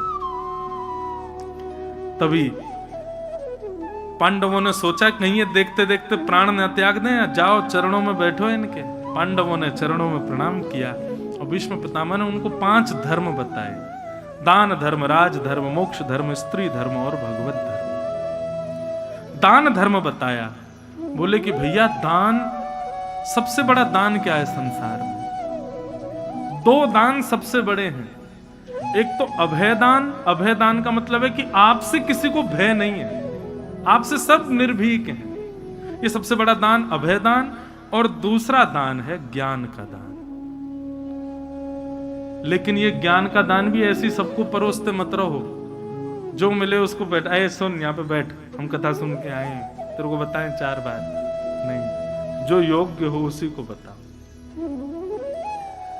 कथा इतनी बढ़िया जगह है कि यहाँ जिसको ज्ञान चाहिए होता वही जगह रहता, बाकी सो जाते हैं, बाकियों की आंखी लग जाती। ठाकुर जी अपने आप ही सुला देते, बेटा तुम सुने ही नहीं पाओगे इस बात को। लेकिन यहां से बाहर जाके थोड़ा विचार करना पड़ेगा, योग्य अयोग्य कौन है। तो दान धर्म। अब बात यदि धन की आवे तो धन में ये विचार करना बंधुओं, कुपात्र दानाच भवे दरिद्रम, कभी भी किसी अपात्र को कुपात्र को दान मत देना। दान सदैव उसको प्रदान करो जिससे लगता है कि हाँ गौ सेवा होगी, भगवत सेवा होगी। ब्राह्मणों को दान करो, वैष्णवों को दान करो, संतों को दान करो। दान धर्म बताया। राज धर्म बताया। ये राजा आपस में लड़ते झगड़ते रहते हैं, झूठ वूठ बोलते हैं, एक दूसरे के साथ गलत करते हैं, क्या इनको पाप लगता? नहीं, ये राज धर्म है। ये ऐसा नहीं करेंगे तो ये अपने राज शासन चला ही नहीं पाएंगे। तीसरा मोक्ष धर्म। मोक्ष धर्म के बारे में भीष्म पितामह कहते हैं कि भाई मोक्ष बिना हरि के भजन के प्राप्त नहीं होगा। कोई व्यक्ति सोचे कि मैं केवल जीवन जी लूं, अंतिम समय में भगवत स्मरण कर लूं, मोक्ष मिलेगा, नहीं, आपको जीवन भर भगवत स्मरण करना पड़ेगा, तभी अंतिम श्वास में भगवत स्मरण होगा। नहीं तो आप सोचते रहो अंतिम श्वास में ले लेंगे तो जन्म जन्म मुनि जतन कराई, अंत राम कही आवत नहीं। अंत में राम का नाम याद नहीं आता। इसीलिए तुम्हें कह रहा हूं अंत को पहले ही बता दो ठाकुर जी, क्योंकि अंत में ही भगवत स्मरण नहीं होता। स्त्री धर्म बताया। बोले कि भैया एक ही धर्म एक ही व्रत नयमा, काया वचन मन पति पद प्रेम। और स्त्री धर्म के विषय में भागवत में कहते हैं भर्तु शुश्रूषणम स्त्रीणाम परो धर्मो यमाय तद बंधुनाम च कल्याणम प्रजानाम चानुपोषण। स्त्री का धर्म है वो 3 लोगों को तारने के लिए जन्म लेती है। जन्म लेते ही पिता, ब्याह के बाद पति और जन्म देने के बाद पुत्र। 3 लोगों की जिम्मेवारी उसके ऊपर है। एक जगह बंबई में मेरी कथा हो रही थी तो एक माता, मैं यही विषय बोल रहा था स्त्री धर्म का, तो जैसे ही मैं मन से उतरा बोली मुझे आपसे बात करनी है। मैंने कहा मैया कल बात कर लेना, पर्ची पर लिख के दे देना या आ जाना हमारे निवास पे। तो आई आकर के महाराज बड़ी गुस्सा हुई मुझ पे। मैंने कहा क्या हो गया? बोले महाराज जी सारे ग्रंथ, सारे धर्म, उपनिषद, पुराण और ये आप सब सारे वक्ता, सारे संत महापुरुष, हम स्त्रियों को ही क्यों समझाते हो? कभी भी नहीं सुना कि किसी पुरुष को समझाया जाता हो। स्त्री समझे, स्त्री को ही समझना है। स्त्री के लिए ही सारी जगह पर लिखे जाते हैं स्त्रियां ऐसे रहें, ऐसे करें। पुरुष के लिए कभी क्यों नहीं कहते आप? भगवान की कृपा से, गुरु की कृपा से, हमारे पूज्य पिताजी महाराज की आज्ञा से बढ़िया उत्तर मन में तभी आ गया। ठाकुर जी कृपा कर देते हैं, कभी कभी ऐसे प्रश्नों के उत्तर बढ़िया आ जाते हैं। और मन में भाव क्या आया कि भाई जिम्मेवारी उसी को दी जाती है जो जिम्मेदार होता है, गैर जिम्मेदार को थोड़ी दी जाती है। बार बार संभलने और ये संभलने करने की बातें स्त्रियों को इसलिए दी जाती क्योंकि उनके ऊपर बहुत बड़ी जिम्मेवारी है। पुरुष तो गैर जिम्मेवार है, वो कोई जिम्मेवारी थोड़ी निभा पाता है। जिम्मेदारियां तो माताएं निभाती हैं, इसीलिए उनको समझाया जाता है। ब्याह जब होता है तो लड़का को कोई नहीं समझाता, लड़की को सब समझाना, ऐसे रहना, ये करना, वो क्यों? तुम्हारी जिम्मेवारी है भाई। माता घर से जाती है, 2 बेटे हैं, एक छोटा एक बड़ा। घर की चाबी और सारा रख रखाव बड़े को देके जाएगी। क्यों? बुद्धिमान है, ये ध्यान रखेगा। और छोटे को तो संग ही ले जाती, वो तू संग ही चल, घर रहेगा तो और उत्पात करेगा। तो जिम्मेवार जो होता है, जिम्मेदारियां उसी को दी जाती हैं। मेरी दृष्टि में, और मेरी नहीं सबकी दृष्टि में, माताएं बहुत जिम्मेवार है। पूरी सृष्टि की जिम्मेदारी उनके हाथ में है। पति की जिम्मेदारी, पिता की जिम्मेदारी, पुत्र की जिम्मेदारी, सबकी जिम्मेदारी है। इसलिए ही तो जिम्मेवारियां बताई जाती हैं। और एक बात और कहें बंधुओं, माताएं, बहनें और जितनी भी बालिकाएं हैं, इस बात को वो समझ लें कि बहुत बड़ी जिम्मेदारी है उनके ऊपर। उनका स्वच्छंद होना 3 लोगों को बर्बाद कर देता है, क्योंकि वो कुछ नहीं कर पाएंगे तीनों। आप जिम्मेवार नहीं बनोगे तो आपकी जिम्मेवार होना बहुत जरूरी है। लोग इस बात पे वुमेन एम्पावरमेंट वाले मुझे घेर लेंगे, क्यों स्वच्छंद क्यों नहीं हो सकती माताएं? अरे स्वच्छंद रहो भैया, लेकिन अब वही बात है कि राजा का काम है सबको संभालना। लेकिन राजा सोचे नहीं, जितना भी पैसा आएगा मैं तो उससे ऐशो आराम करूंगा, मैं तो उससे रहूंगा, मैं तो ये करूंगा, मैं तो वो करूंगा, अपनी मनमर्जी से रहूंगा। तो ऐसे राजा को ज्यादा दिन टिकने नहीं देते लोग। राजाएं हैं माता, उनके ऊपर जिम्मेवारी है, उनको सब चीजों को समझ करके संभाल करके संजोना पड़ता है, निभाना पड़ता है। एक तपस्या का जीवन है एक स्त्री होना। पुरुष होना तपस्या नहीं है, स्त्री होना तपस्या है। और उसको तपस्विनी बनकर के जो करे, निश्चित है कि वो 3 पीढ़ियों को कल्याण कर देती है। इसलिए भैया, ये माताओं के रूप में जन्म लेना, स्त्री के रूप में जन्म लेना, बेटी होना, तो बहुत बड़ी तपस्या की बात है। आपको ठाकुर जी ने जिम्मेवार समझा है, इसलिए स्त्री बनाया है। उस जिम्मेवारी को समझो और उसका पालन करो। पुरुष तो कुछ नहीं, बेकार हैं, सब ऐसे ही कर रहे हैं सब काम, सब चीज की योग्यता। एक जगह मैं कहीं पढ़ रहा था आर्टिकल में, हार्ट अटैक से मरने वाले सबसे ज्यादा पुरुष होते हैं, माताएं नहीं। क्यों? गाड़ी खरीद के लाए और गाड़ी खड़ी रहे, चलाओ नहीं तो इंजन जाम हो जाएगा, लेकिन गाड़ी को चलाते रहोगे तो इंजन बचा रहेगा। हार्ट हम सबको दिया भगवान ने, पुरुष चलाते ही नहीं तो इसलिए जाम हो जाता है, अटैक पड़ जाता है उसमें। माताएं तो उसी को चलाती रहती, उसी के प्रति रहती हैं, इसलिए उनको हार्ट अटैक कम पड़ता है। इसलिए भैया, बार बार माताओं को समझाने की बात आवे तो समझ जाना आप जिम्मेवार हो, इसलिए समझाया। आप मॉनिटर हो क्लास की, इसलिए टीचर आपको जिम्मेवारी दे रहा है कि सबको साइलेंस करके रखो, पूरा कोऑर्डिनेट करके रखो। भर्तु शुश्रूषणम स्त्रीणाम परो धर्मो यमाया। बोले धर्म का निर्वहन पुरुष करता है, स्त्री परम धर्म का निर्वहन करती है। क्यों? बोले केवल पति से ब्याह नहीं होता, उसका तो पूरे समाज, पूरे परिवार को ध्यान रखना उसकी जिम्मेवारी है, उसको करना पड़ेगा। स्त्री धर्म बताते हुए फिर अंत में भागवत धर्म बताया। जो भी श्रेष्ठ कर्म अपने तन से, बुद्धि से, मन से, वाणी से, हाथ से, पैर से कुछ भी श्रेष्ठ करो, सबकी योग्यता ठाकुर जी को प्रदान करो। नाथ मेरा बल नहीं है, सब आपका बल है। देखो बंधुओं, ठाकुर जी के श्री चरणारविंद जो हैं, एक संत कहते हैं वृंदावन में कि ठाकुर जी के चरणारविंद क्या हैं? बोले बैंक हैं। क्या हैं? बैंक। आप जो कुछ भी जीवन में सत्कर्म करो, उस सत्कर्म का फल अपने पास मत रखो, ठाकुर जी को अर्पित कर दो, ठाकुर जी के चरण रूपी बैंक में जमा कर दो।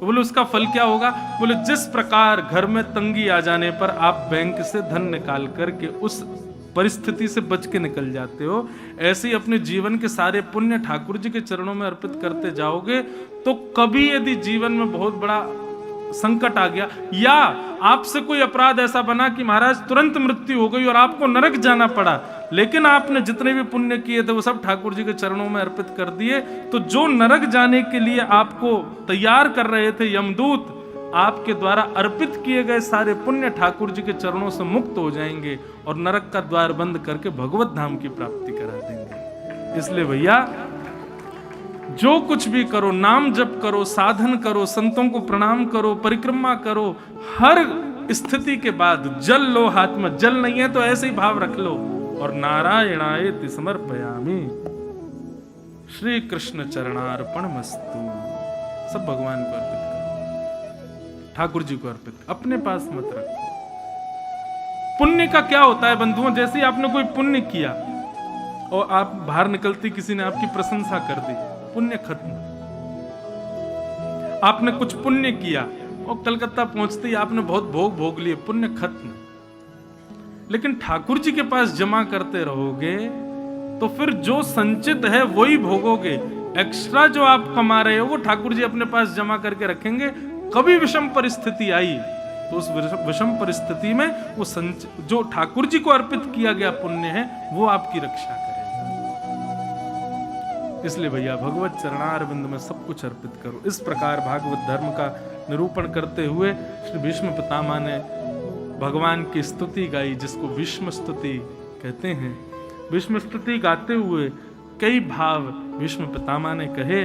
भगवान की ओर देखते देखते देखते देखते भीष्म पितामह ने जैसे देखा उत्तरायण के सूर्य हुए हैं, उत्तरायण में जैसे सूर्य गए, मकर संक्रांति का दिन, उत्तरायण के सूर्य होते ही भीष्म पितामह के तन से दिव्य ज्योति प्रकट हुई और निकल करके भगवान में जाकर के विलीन हो गई। बोलो भक्तवत्सल भगवान की। इच्छा मृत्यु भीष्म पितामह की पूर्ण हुई और भगवान भीष्म पितामह को हृदयस्थ करके फिर पांडवों को आज्ञा करके वहां से द्वारिका प्रस्थान कर गए।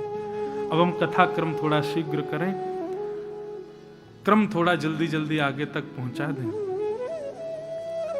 बंधुओं, ये प्रथम स्कंद की जो कथा है ना, ये बहुत महत्वपूर्ण कथा, इसलिए इसमें बहुत विस्तार हो जाता है मुझसे।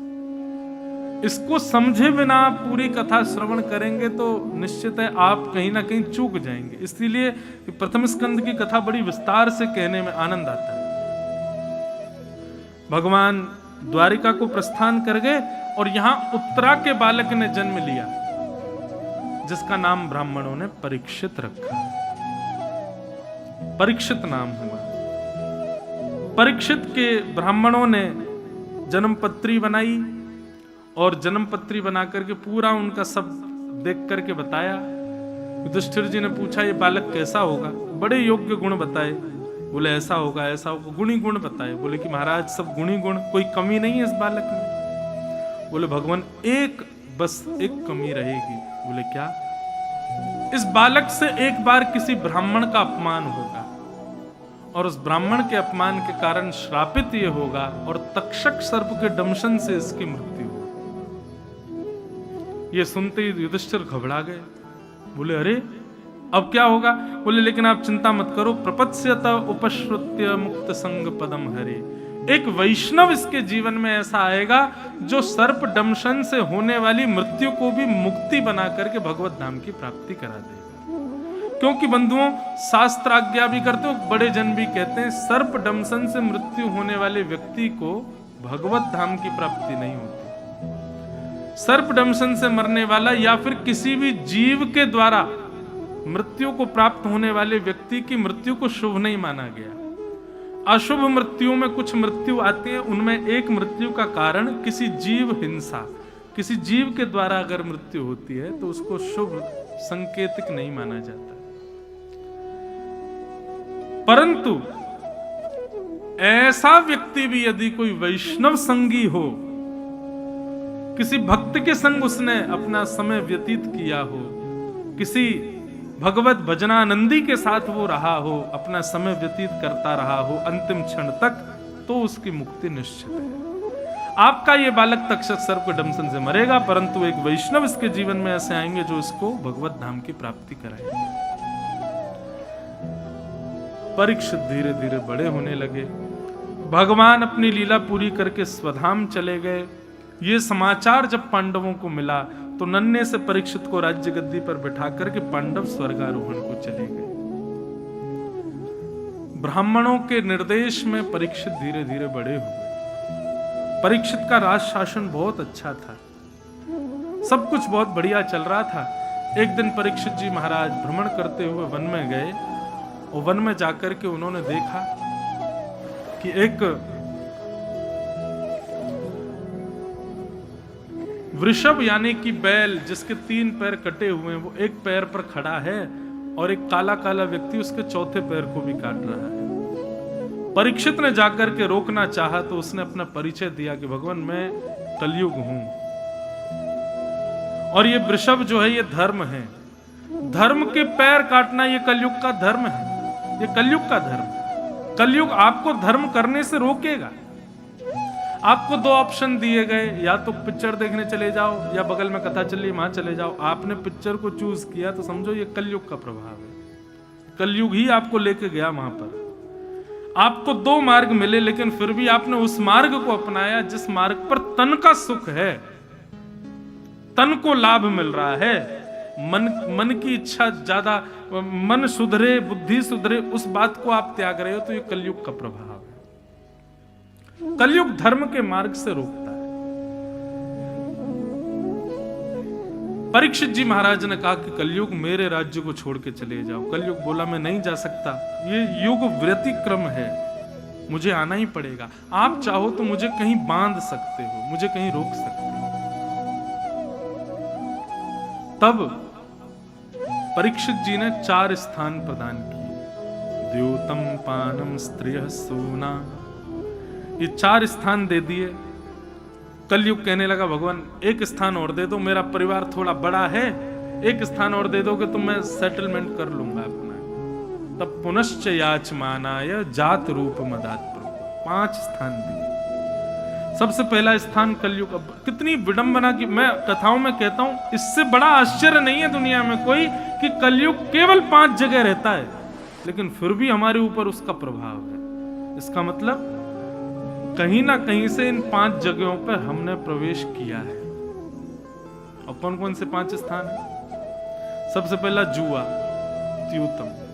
अच्छा, जुआ का मतलब केवल बंधुओं खेल में पैसा लगाना नहीं होता, कहीं भी असद स्थान पर धन की बाजी लगाना, उसको जुआ कहते हैं, द्यूतम। दूसरा पानम। पानम का अभिप्राय कुछ भी ऐसी वस्तु जिह्वा पर धारण करना जिसके लिए शास्त्रों ने मना किया, तामसी वस्तु। द्यूतम पानम। तीसरा पर स्त्री संग और पर पुरुष संग, इसमें कलयुग